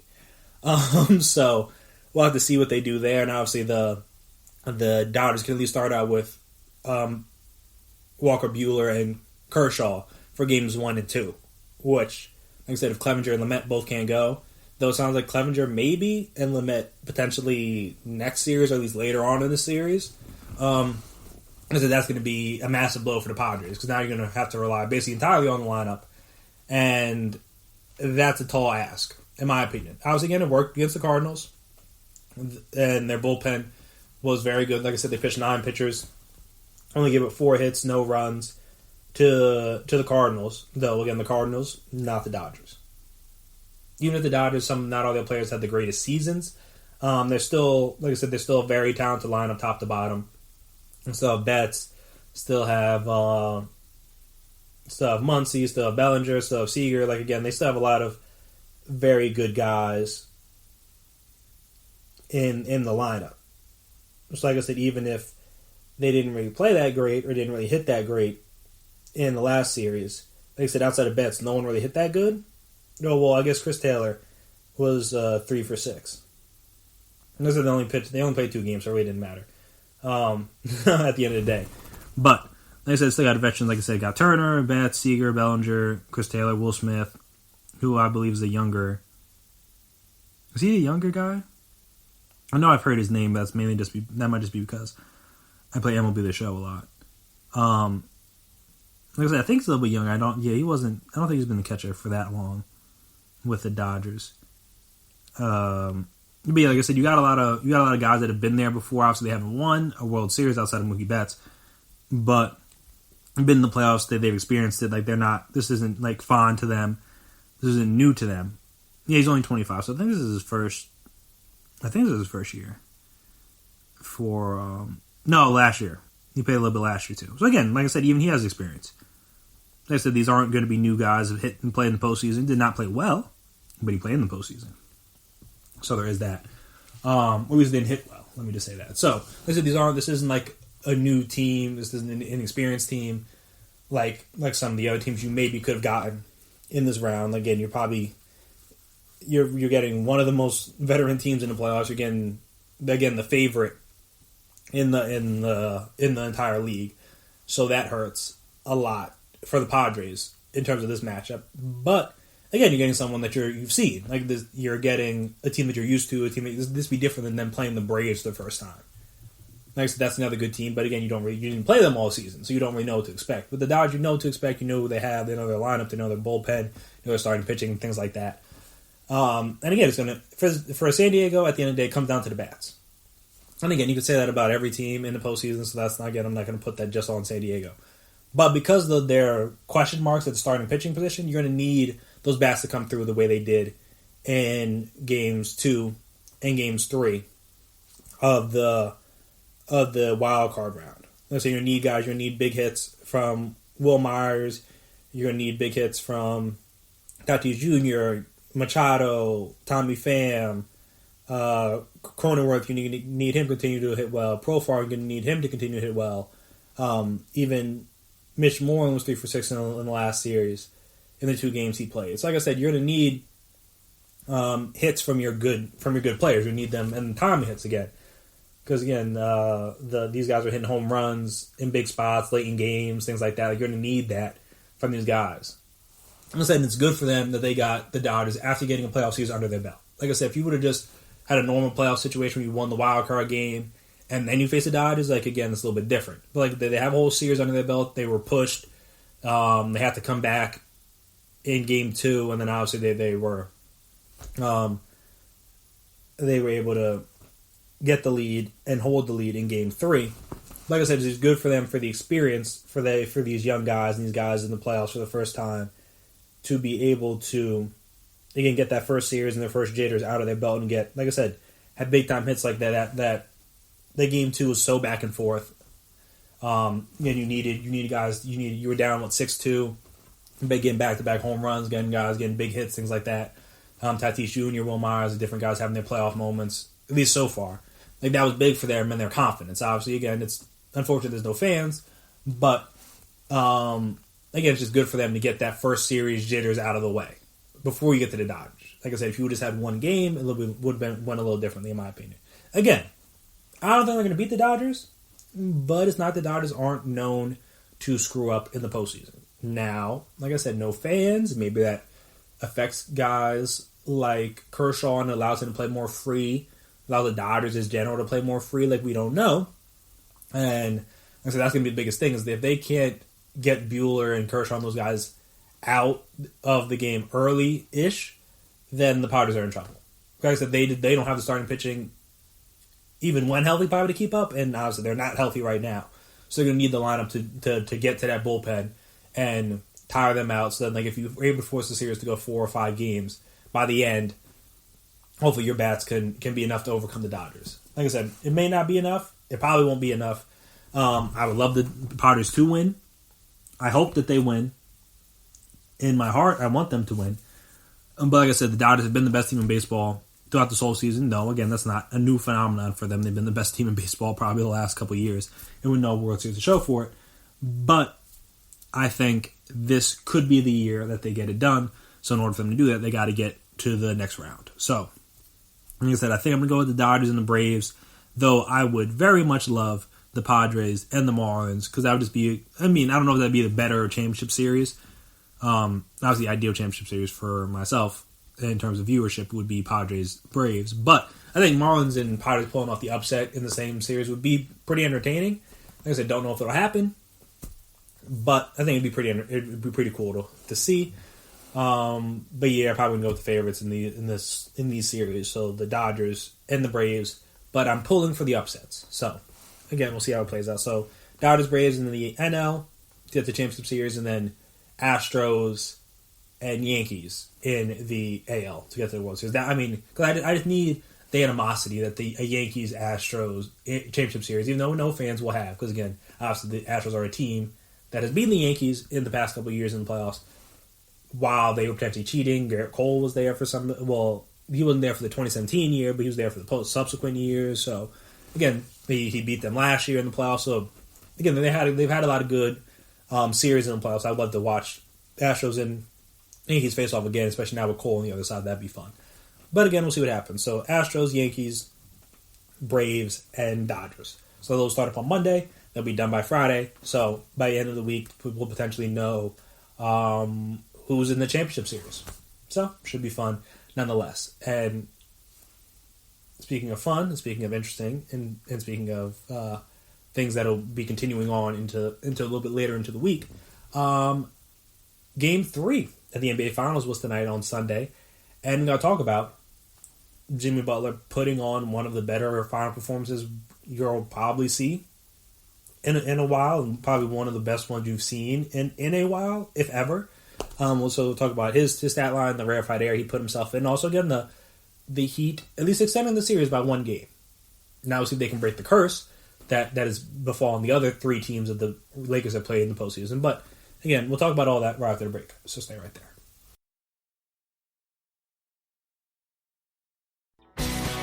Are you looking to get your college football fix? Looking to get the latest news on your favorite school's team? The GSMC College Football Podcast is your ticket to all things college football. Join us as we talk college football from the national championship, the college rivalries, the bowl game, to the Heisman Trophy. To which conference is the best? We've got you covered for the Big Ten, SEC, Big 12, the Pac-12, ACC, and everything in between. Download the GSMC College Football Podcast on iTunes, Stitcher, SoundCloud, Google Play, or anywhere you find podcasts. Just type GSMC in the search bar.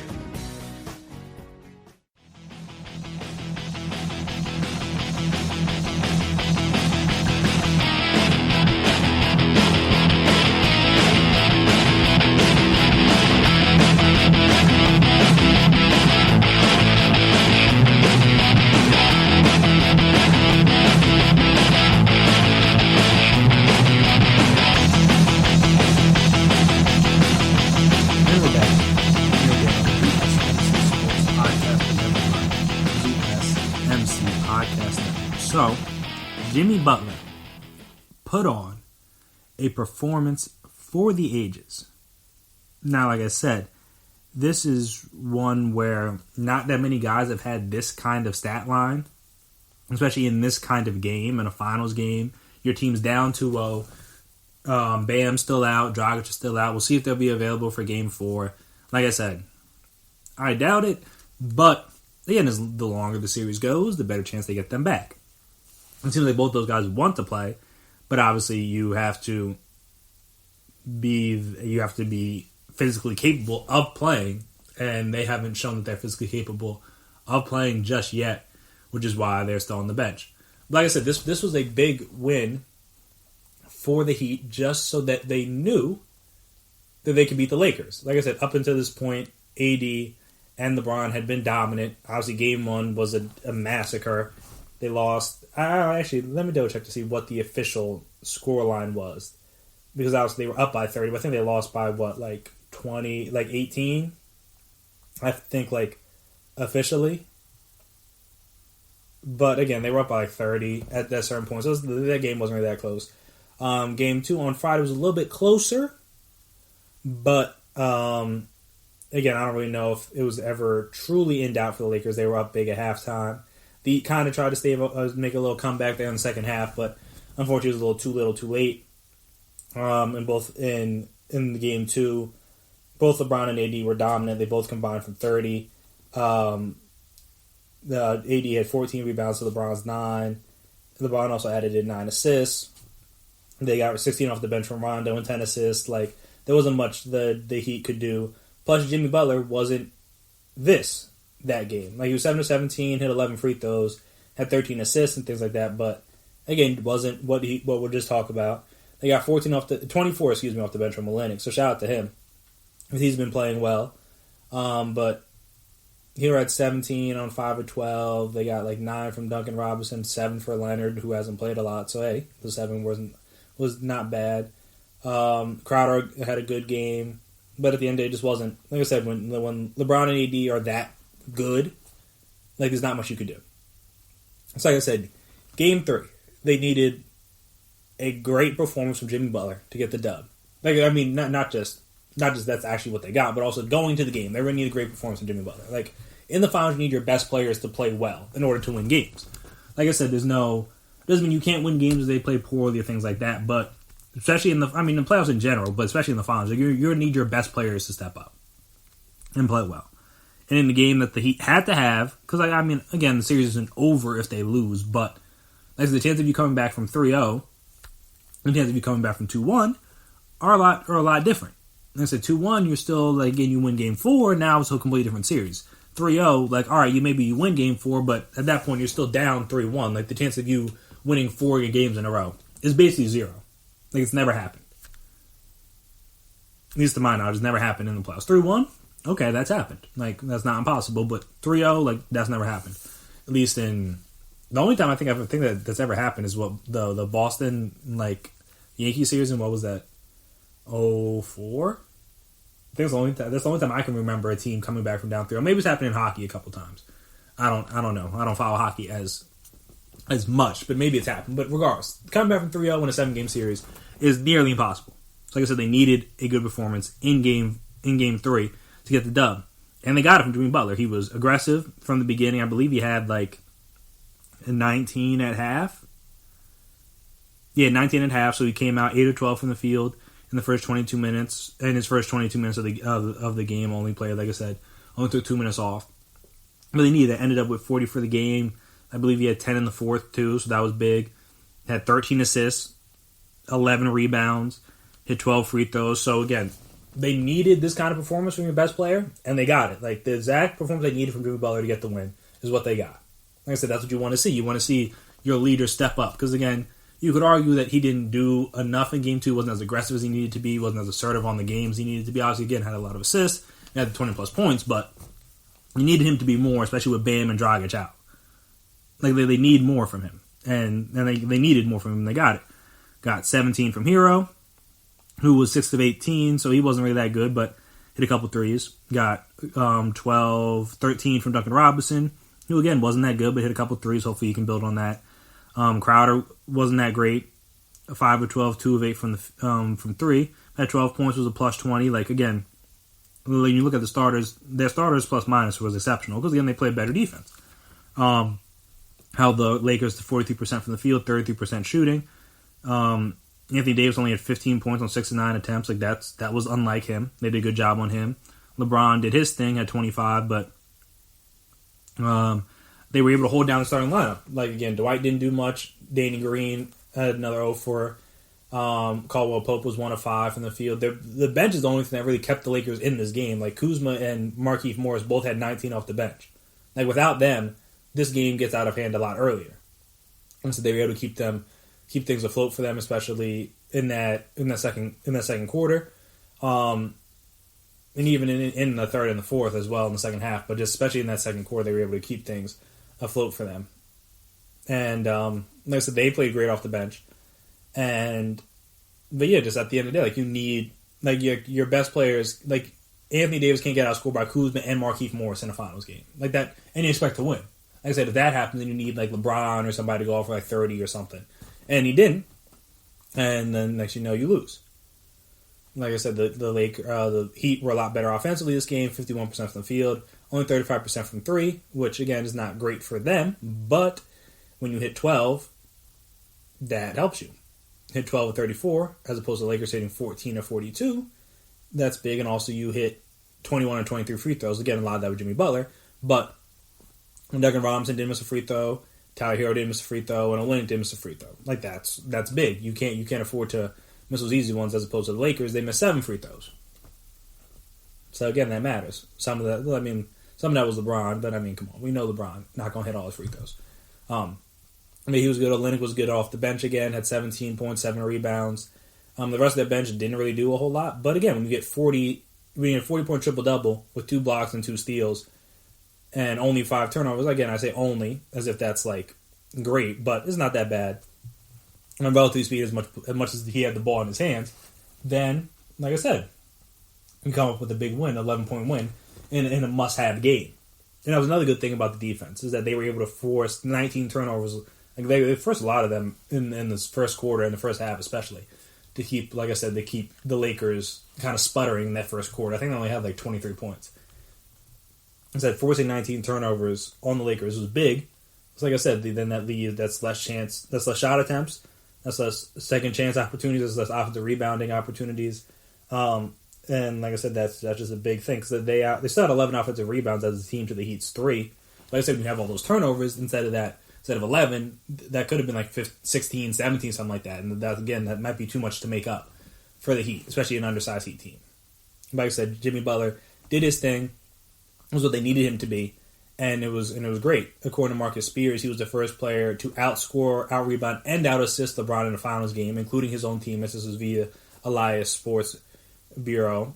Also, he was, I think, he's the third player to have a 40-point triple-double. Jerry West and LeBron also had it, but he's the first one to do it in a win. I believe Jerry West and LeBron both lost those games. So again, that just shows you how hard it is to win when one guy has to be that great. But he was able to get the dub. So that puts them in very rarefied air to have a performance like this in a game where again your team needed it, and they needed, like I said, you needed this kind of performance for yourself, and I'm gonna say you were able to perform at the highest level. That's what you want to do, is that when you get to these big games and big moments, you want to be able to show up for your team, and that's what Jimmy Butler was able to do, and the rest of the Heat were able to follow his lead, have his confidence, and then they were able to get the dub. Which, like I said, is going to be big for them moving forward, because you just wanted to show that this team isn't unbeatable.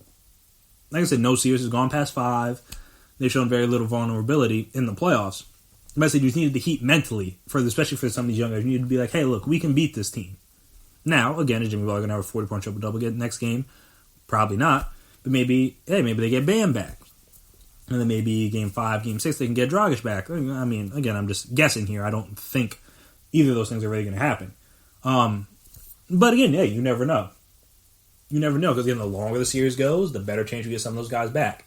So like I said, you want to try to force it to 6, force it to 7 if you can. And then, like I said, you have a better chance of having some of your, and like I said, Bam and Dragic, depending on the game, are the Heat's best player. Obviously, it needs to be Jimmy Butler every night going forward, but I mean, Bam had his moments during the first 3 rounds. Dragic had his moments. I believe he was the leading scorer for the team in the first 3 rounds. So again, you're missing your 2 of your 3 best players.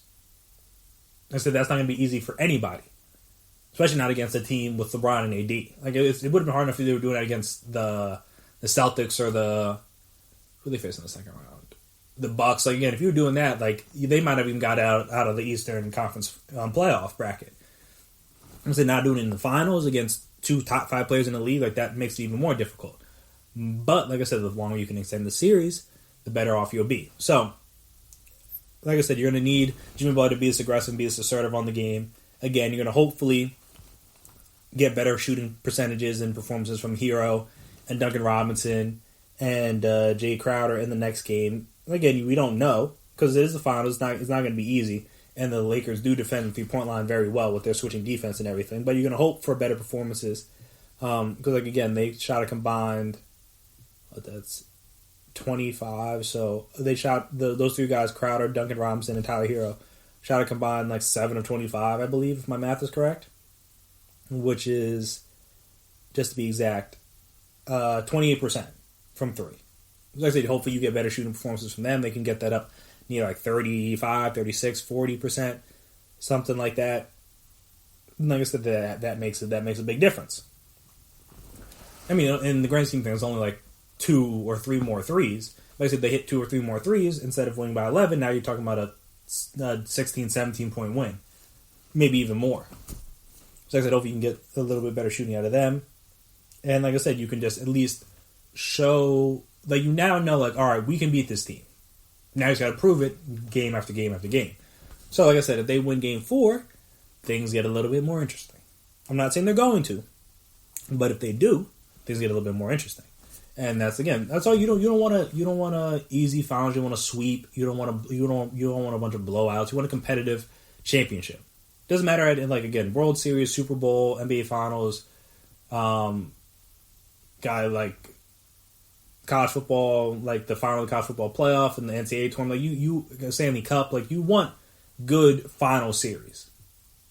Like you don't want one team to be overmatched, whether it's due to injury or talent or whatever the reason may be. Like you don't want that. That's no fun. And so you work all the way through the season, especially now during the COVID times with the bubbles and different things. Like there's been a lot to get these sports to where they're at currently. And you want to be able to take advantage of being able to successfully get through that, as you saw the NHL did, as you're seeing the WNBA do, as you're seeing the NBA do, as you saw the Women's Soccer League do, as you've seen other sports successfully do with bubbles. Like you've seen it happen in other sports. So like I said, you want to take advantage of you being able to be a part of that as well in the NBA and put on a good finals, hopefully. Like I said, at least even if it goes 5, at least let games 4 and 5 be competitive. Like game 1 was not competitive at all. It wasn't even close. And like I said, that's no fun when you get to this level. You want to at least see competitive finals. So, and also the big thing for if they are able to extend this, if they are able to win Game 4 on Tuesday, is that they don't play a Game 5 until Friday. So that's more added rest time for Bam and Dragic, assuming they're not back for Game 4. So if you're able to win that game, all right, you get those guys 2 days rest as opposed to 1 day, and now you're playing Game 5 on Friday and Game 6 on Sunday. So like I said, maybe they could maybe a little bit more time and get a chance to get back. Like I said, we don't know. We'll see what happens. But shout out to Jimmy Butler. He put on a great performance. See if he can repeat that, or repeat. He's not going to have a 40-point triple-double again, but give up something similar, so that the Heat can at least stay competitive in the game, because they're going to need him to play well in order to stay competitive, just based on where they're at with their health and everything. But again, if there's going to be one guy that's going to be up to the task, I think it would be Jimmy Butler. I mean, look, he told the Lakers and LeBron they were in trouble, though, as he pointed out, LeBron said it to him first, apparently, at the end of the first quarter. I imagine somebody will ask him about that tomorrow, see if that was true. But I said I don't think Jimmy Butler would have any reason to lie about that. So, we'll see what happens there. You said they're in trouble. We'll see if that is in fact true, because like I said, no series for the Lakers has gone past 5. See if the Heat can be that first team to do it. And like I said, then maybe they can get some of their guys back, and now the series is completely different. It has a completely different outlook than it did after Game 1. So, again, shout out to Jimmy Butler, shout out to the Heat for winning Game 3, see if they can repeat and have some more success in Game 4, and then now we got ourselves a series. So hopefully they can do that. By the next time we speak about the series, maybe, hopefully they can have one Game 4, and then, like I said, that'll definitely make things a little bit more interesting as the series goes on. So we'll see what happens there. Like I said, Jimmy Butler put on a performance you very rarely ever see, and you're probably not going to see again very often after this, so appreciate it. It was a great performance from him. 40-point triple-double, like I said, not something you see done just in general, regular season or postseason, and definitely not something you see done very often in the finals, and obviously not something you see done very often in the finals in a win. So he was able to get the trifecta, he was able to get the quadruple-double, honestly, with the triple-double and the W. Because like I said, that's the biggest thing. So at the end of the day, you want to win the game. The stats and everything, that's nice, and it's all fun, and like the prestige and different things that'll come from putting on a performance like that. But again, you want to do it in a win, because the only 2 people that had ever done it in a loss. So you want to be able to do it in a win. So that's big for him, big for the Heat. See if they can build on that for Game 4. But yeah, should be interesting. Speaking of interesting, boy, the Big 12. I mean, this is what y'all came back for? Really? Like, y'all decided, like, we know what we're going to play for this. And if you don't know what this is, if you didn't watch the Big 12 on Saturday, I will tell you what happened, because there's a chance they might be out of the playoff, and the Pac-12 and the Big Ten haven't even started playing yet. So we'll discuss all that after the break. So stay right there.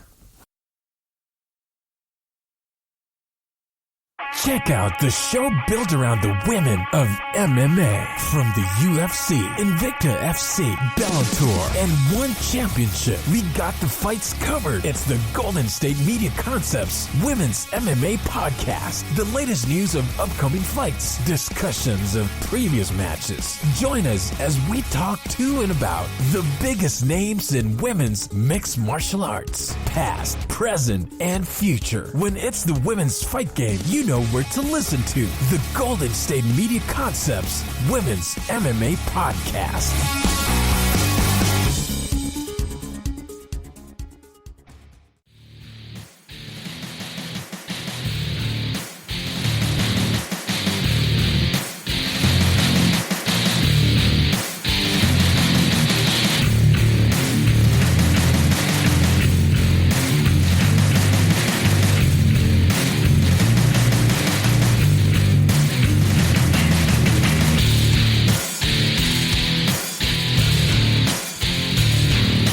And we're back here again on the GSMC Sports Podcast, presented by GSMC Podcast Network. So, yeah. Now, we talked about in the upcoming college football slate, there were some big games ahead. And obviously some interesting ones in the Big 12, due to the fact that Texas almost lost last week, and then Oklahoma did lose. And it was like, all right, they play each other next week. Like, they need to get right before that game, because that game may eliminate one of them, or maybe eliminate, I guess, Oklahoma, because Texas would have been undefeated had they won this weekend. heading into that game. So it's like, all right, the Oklahoma needs to get right, Texas needs to get right, show people that they're legitimate contenders. And what did they do this week? What did they do this week? They both went out and caught that hot L. So we'll start with Texas. They lost 33-31 to TCU. The only reason they got to 31 is because the TCU had the ball and elected to run the clock out and then get a safety, and then that ended the game. So could have been even worse. But yeah, it was a back and forth game. The TCU was up 20-14 at halftime. Texas battles back in the fourth quarter in order to make the game a little bit more competitive. But like I said, TCU didn't just roll over like Texas Tech did, especially late in that game, which was big. Even though Texas was able to take the lead with about 10 minutes left in the fourth, but then Max Duggan was able to get a 20 or 30 yard rushing touchdown. I think it was on like a quarterback draw too. After the Texas touchdown, TCU got the ball back punted. Then TCU forced 3 and out. Then TCU got the ball back, was able to score 5 plays, 43 yards. Like I said, the 26-yard touchdown on a quarterback draw to put them up 4 with about 4 minutes left in the game. And then Texas was able to get the ball back, was able to drive a little bit. They got a big completion to Ingram that brought it down to the 17-yard line. And then on first and goal from the 1, they fumbled. Keontae Ingram fumbled. And then TCU was just able to run the clock out after that. Like I said, that hurt. They got close, but no cigar. They were able to get a little 2-yard run and then a little 1-yard run. And then Texas called their 2 timeouts, and they were able to get a 9-yard run on 3rd and 7, which obviously hurt. And then from there, like I said, TCU was basically just able to run the clock out. And like I said, they were able to get the W. So that was big for TCU because they were coming off of a loss last week to Iowa State, who ended up beating Oklahoma, which we'll get to in a second. But again, that's a bad loss for Texas. Like I said, Texas and Oklahoma, those are supposed to be the cream of the crop of the Big 12. These are teams that maybe compete for a playoff spot. Like Texas is back, blah blah blah. And there's a big chance that unless Texas runs the table, which not impossible, but at this point, I don't know how you could have any faith that Texas would do that. Seeing as they should very much be 1-2 at this point, with their only win being over UTEP, which obviously isn't like a Big 12 school, but they should have lost Texas Tech, and they did lose TCU, and now they play Oklahoma next week. And like I said, they still have to play Oklahoma State, they still have to play Iowa State. So again, they still have to play Kansas State. Like it's not like they don't have any other tough games throughout the rest of the season, and they play Oklahoma in Oklahoma next week. Now again, Oklahoma's not as good as they once were, which we'll talk about in a second. But in Texas, this was supposed to be a year that they could be competing for a playoff spot, and now, like I said, if they lose next week, it's basically over. Like barring like the Big 12 or the Pac-12, like one of the like Ohio State or like Oregon or whoever. I guess the other cream of the crop is like USC or Washington, whoever, Utah, whatever the team, Stanford, whoever else is going to be good in the Pac-12 this year. I think it's going to be completely up for grabs with so many guys that left for college, and then like different guys opting out, especially on Oregon. Like it's hard to assume that they'll be the elite team that they were last year. But yeah, just like without one of them falling on their face, like the Big 12 was probably out. I'm gonna say Clemson's probably gonna go undefeated or have like 1 loss. Alabama looks good. Florida looks good.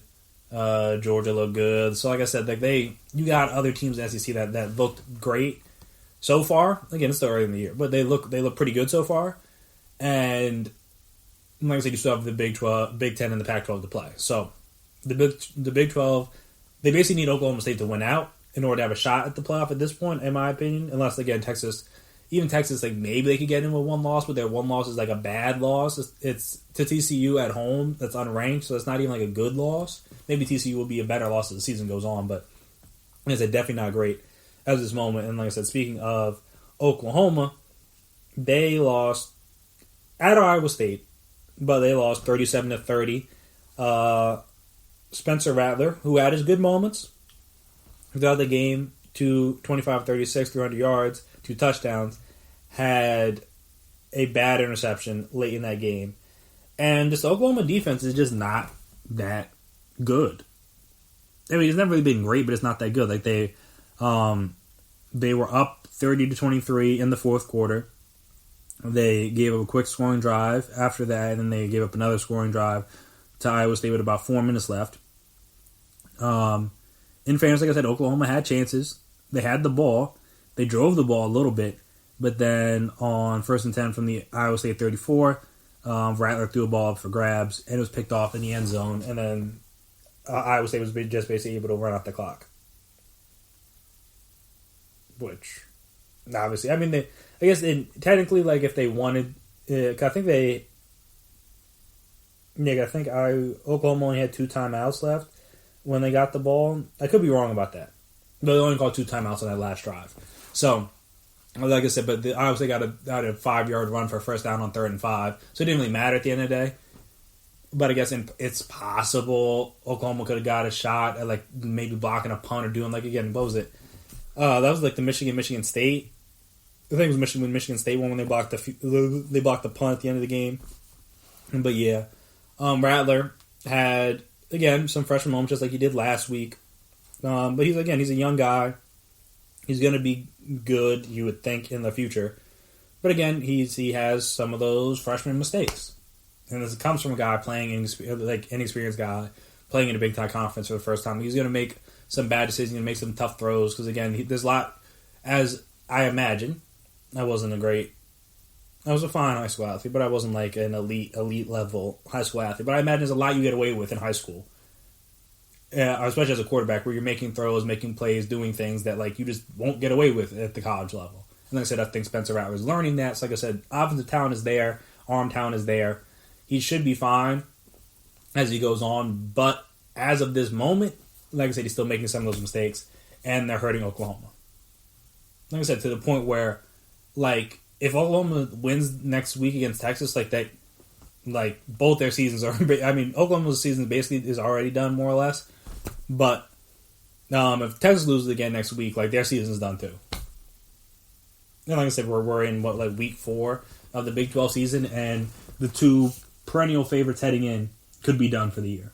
I mean, done for like the college football playoff, at least in terms of like getting a playoff berth, which again is what Oklahoma's been competing for the last couple of years. What Texas has been trying to get back to, but hasn't really been able to. That's obviously I would assume why Sam Ehlinger came back was to potentially get them into a playoff, and that's not going to happen. And like I said, unless they run the table. And like I said, now you're just basically hoping for Oklahoma State to keep looking good. They'll good again against Kansas, but again, it is Kansas. They're 3-0 currently, but they beaten Tulsa by 9, West Virginia and Kansas. They got games again. Their big stretch will be coming up shortly because they got after Baylor next week, who you think they'd beat, but who knows? They got Iowa State, Texas, Kansas State, Oklahoma, and then Texas Tech after that. And then TCU to finish out the season. So again, that's going to be where things get tough for them after this Baylor game. Assuming they don't lose to Baylor, which again, I wouldn't put past them, seeing as the way the Big 12 has played so far. But again, their only hope of getting to playoff now is for Oklahoma State to run the table. And they look good offensively, even with their backup in. Because obviously, I think Sanders got hurt like the first game. So even without him, Chuba Hubbard still looked like Chuba Hubbard. Tylan Wallace has looked like Tylan Wallace. The offense looked good. The defense has done what it had to do against, again, inferior teams. But this is what you're supposed to do against inferior teams. You're supposed to beat them and beat them soundly. And that's what Oklahoma and Texas have struggled with so far. And we'll see, like I said, their only hope for a playoff berth, I would imagine at this point, is either Texas running the table, which is going to be a little dicey, based on the way that they played the past 2 weeks, or for Oklahoma State to run the table, which seems a little bit more likely due to the fact that I don't know how good Oklahoma and Texas are this year. So, If they keep playing the way they're playing, they can stay healthy. Maybe they would have a shot. But like I said, Big 12 already in shambles before the Big 10 and the Pac-12 even start playing games. So definitely not an ideal start for them. And like I said, we'll talk a little bit about the SEC. 2, Florida, the good 38-24 win over South Carolina. Trask had 4 more touchdowns in this game, only 1 interception. That guy, like Tony, had 6 receptions for 86 yards and a touchdown, and a nice catch and run. I think what was that touchdown? It was 57 yards. Kyle Pitts had 2 more touchdowns today, so he looks like every bit of the NFL caliber tight end that people think he can be. I'm honestly at this point, he might as well. I mean, I'm going to say he's going to opt out because he probably won't, but like if he did, like everybody would be like, yeah, no, he'll probably be the first tight end off the board. Though my boy Fryermuth might have something to say about that, but again, he's looked great. So then Florida still continues to look good. Like I said, they haven't really played the 2 best teams in the SEC so far. They played Ole Miss and then they played South Carolina. But the big test for them will be the Georgia game coming the 7th of November. And then Tennessee doesn't look that bad this year. So we'll see how those are probably the 2 ones. And obviously if they get to the SEC championship game, they play Alabama, whoever they end up playing, Georgia again, whatever. However that works. That'll be the big one. But again, Georgia, Florida in a couple weeks. That'll be a big one. Also, again, they play LSU. They got Texas A&M next week. So again, no slouches per se. But again, the Georgia-Florida game is probably the one everybody's going to be looking forward to, assuming Florida keeps up their end of the bargain and continues to win, and same for Georgia. Speaking of Texas A&M, Alabama put it on them. I mean, Alabama clearly has not lost a step since losing all their guys last season, at least offensively. Mac Jones still looks great. He had 435 yards, 4 touchdowns, and 1 interception this game. A guy not named Waddle or Devontae Smith had like 180 yards. Mechie, I hope I pronounced that right. Mechie the third had 5 receptions for 181 yards, 2 touchdowns. Waddle had 5 for 142 and 1. Devontae Smith, I think it's Devontae. Smith had 6 for 63 and a touchdown. Like again, the offense looks great, unsurprising. They had great talent, even losing Ruggs and Judy. They still have great talent, and like I said, they're looking to pick up right where they left off. So they still look good. They play Georgia in 2 weeks, so assuming they beat Ole Miss next week, that'll be big. They play also play Tennessee, who's 2-0 right now, so that'll be a good one.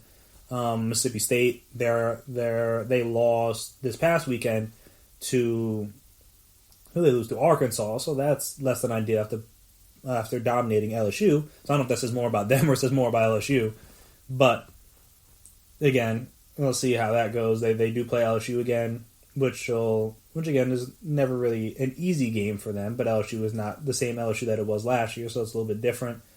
They play Auburn. I mean, Bo Nix is what he is, but again, Iron Bowl is never going to be like an easy win. So again, it'll just be interesting to see if they're offering to keep up what it is. But Georgia has a tough schedule. That's actually rough. They play Alabama and Florida in the regular season. I'd be kind of pissed. Not going to lie. I mean, at least they get Florida at home, but they get Alabama on the road. And they got to play Tennessee, too, who's actually not bad this year. Though, I mean, they did just beat up on Auburn. So, hey, we'll see what happens there. But yeah, Georgia definitely got the short end of the stick schedule-wise. That's tough. Playing Auburn, Tennessee, Alabama, and Florida in a shortened season with where the schedules are a little bit more condensed. That's the tough one. But again, if Georgia's going to be what they want to be, then they're going to have to beat these teams in order to get to the national championship, win a national championship, things like that. So, again, get your battle tested during the regular season, which will be good for you. And like I said, they put a beat down on Auburn, 27-6. Bo Nix did not have a good day. Zamir White did have a good day. JT Daniels still did not play. Bennett was playing. He looked not bad. Not bad, 17-28, 240, a touchdown. This guy who I haven't heard of, I'm trying to look up what his name is. It'll be easier once the ESPN app decides it wants to load, because it decided it does not want to load. Okay, his name is Karish, Kearis Jackson, sophomore receiver.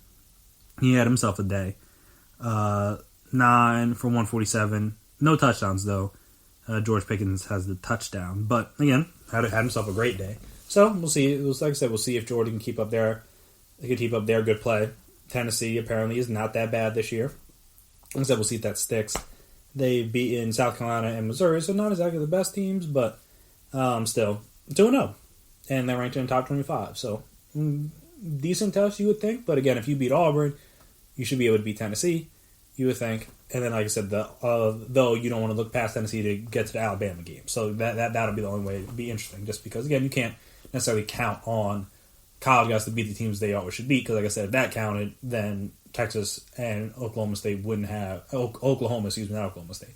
Texas and Oklahoma would not have 3 losses combined 3 weeks into the season. So, like I said, some of the interesting games were less interesting than we'd hoped for. But, again, the Big 12 is keeping up the intrigue for them all because they are out here in shambles before the season really even is full in terms of, like, all the teams are playing yet. So, like I said, Big 10 and Pac-12 haven't even played yet, and they have a better shot of making the playoff than a Big 12 team, I would imagine, outside of Oklahoma State does at this point. So, that is not great for the Big 12. But, hey, see if at least maybe Texas can turn around, see if Oklahoma State continue to play well. But hey, at least it'll be interesting to watch. At the very least, it'll be interesting to watch and follow as the season goes on. But that'll do it for me here today on the GSMC Sports Podcast presented by GSMC Podcast Network. I want to thank you guys as always for listening. If you haven't already, subscribe to the podcast. Make sure you never miss an episode. Make sure you're always on top of when we drop our latest stuff. Also, if you could please as well, give us a 5-star rating, write us a nice review. Very appreciated. Very helpful. Allows us to see what you guys like, what you guys dislike, the ways we can improve, all that fun stuff. And also, if you're on social media, we're on social media, so you can find us there. Twitter, Instagram, Facebook. We can talk, we can chat, we can debate, we can discuss. We can talk about the NFL season. We can talk about who you guys think the best teams are after a month. I'll probably do that topic for the Wednesday pod. My top 5 teams in the league after the first month mark. Talk about if you do think like the Heat can extend the series, force it to 6 or 7, or you think this one will be just like the Lakers and end in 5. How about that? Give me your predictions for the MLB playoffs. Talk about why you think the Big 12 is struggling so much right now. Because, like I said, Texas and Oklahoma, the 2 top teams in the conference, at least in terms of preseason predictions, both looking a little shaky right now. So we can talk about that. Talk about anything you guys want to talk about. Like I said, just reach out to us on social media. Before I get out of here, as I always do, want to thank the essential workers that have worked tirelessly throughout this pandemic to keep us all safe and healthy. So first responders, EMTs, doctors, nurses, firefighters, delivery drivers, post office workers, grocery store workers, retail workers, anybody, like I said, anybody's been doing essential and has worked tirelessly in the last, how many ever months it's been, 7 months, I think. Like I said, time is a foreign concept to me now due to the fact that we spent so much of it in the house. But yeah, anybody's been doing essential during this pandemic and has had to work under potentially unsafe conditions, has to work around people that maybe care a little bit less about your health than you do about theirs. Like I said, if you're in that situation, like I said, I appreciate you. Shout out to you guys for again doing a lot of the heavy lifting during this pandemic to keep us all safe. Also, want to give a shout out to, like I said, delivery drivers, FedEx, UPS, Amazon, all those guys that have been, like again, keeping packages coming and allowing people to stay home and order things online and not have to go to stores and potentially risk exposure, things like that. So again, shout out to you guys. Same with like Instacarts and the Uber Eats and all those things like that. Shout out to you.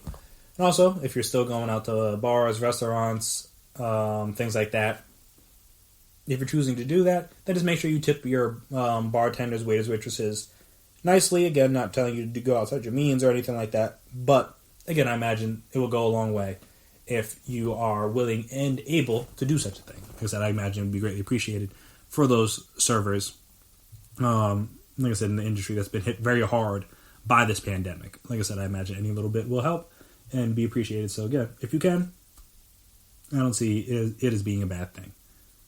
And also, wear a mask. But that'll do it for me today. I've been Chris Blades.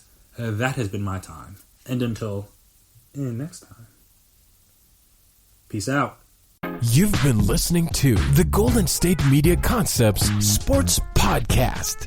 part of the Golden State Media Concepts Podcast Network. You can find this show and others like it at www.gsmcpodcast.com. Download our podcast on iTunes, Stitcher, SoundCloud, and Google Play. Just type in GSMC to find all the shows from the Golden State Media Concepts Podcast Network. From movies to music, from sports to entertainment, and even weird news. You can also follow us on Twitter and on Facebook. Thank you, and we hope you have enjoyed today's program.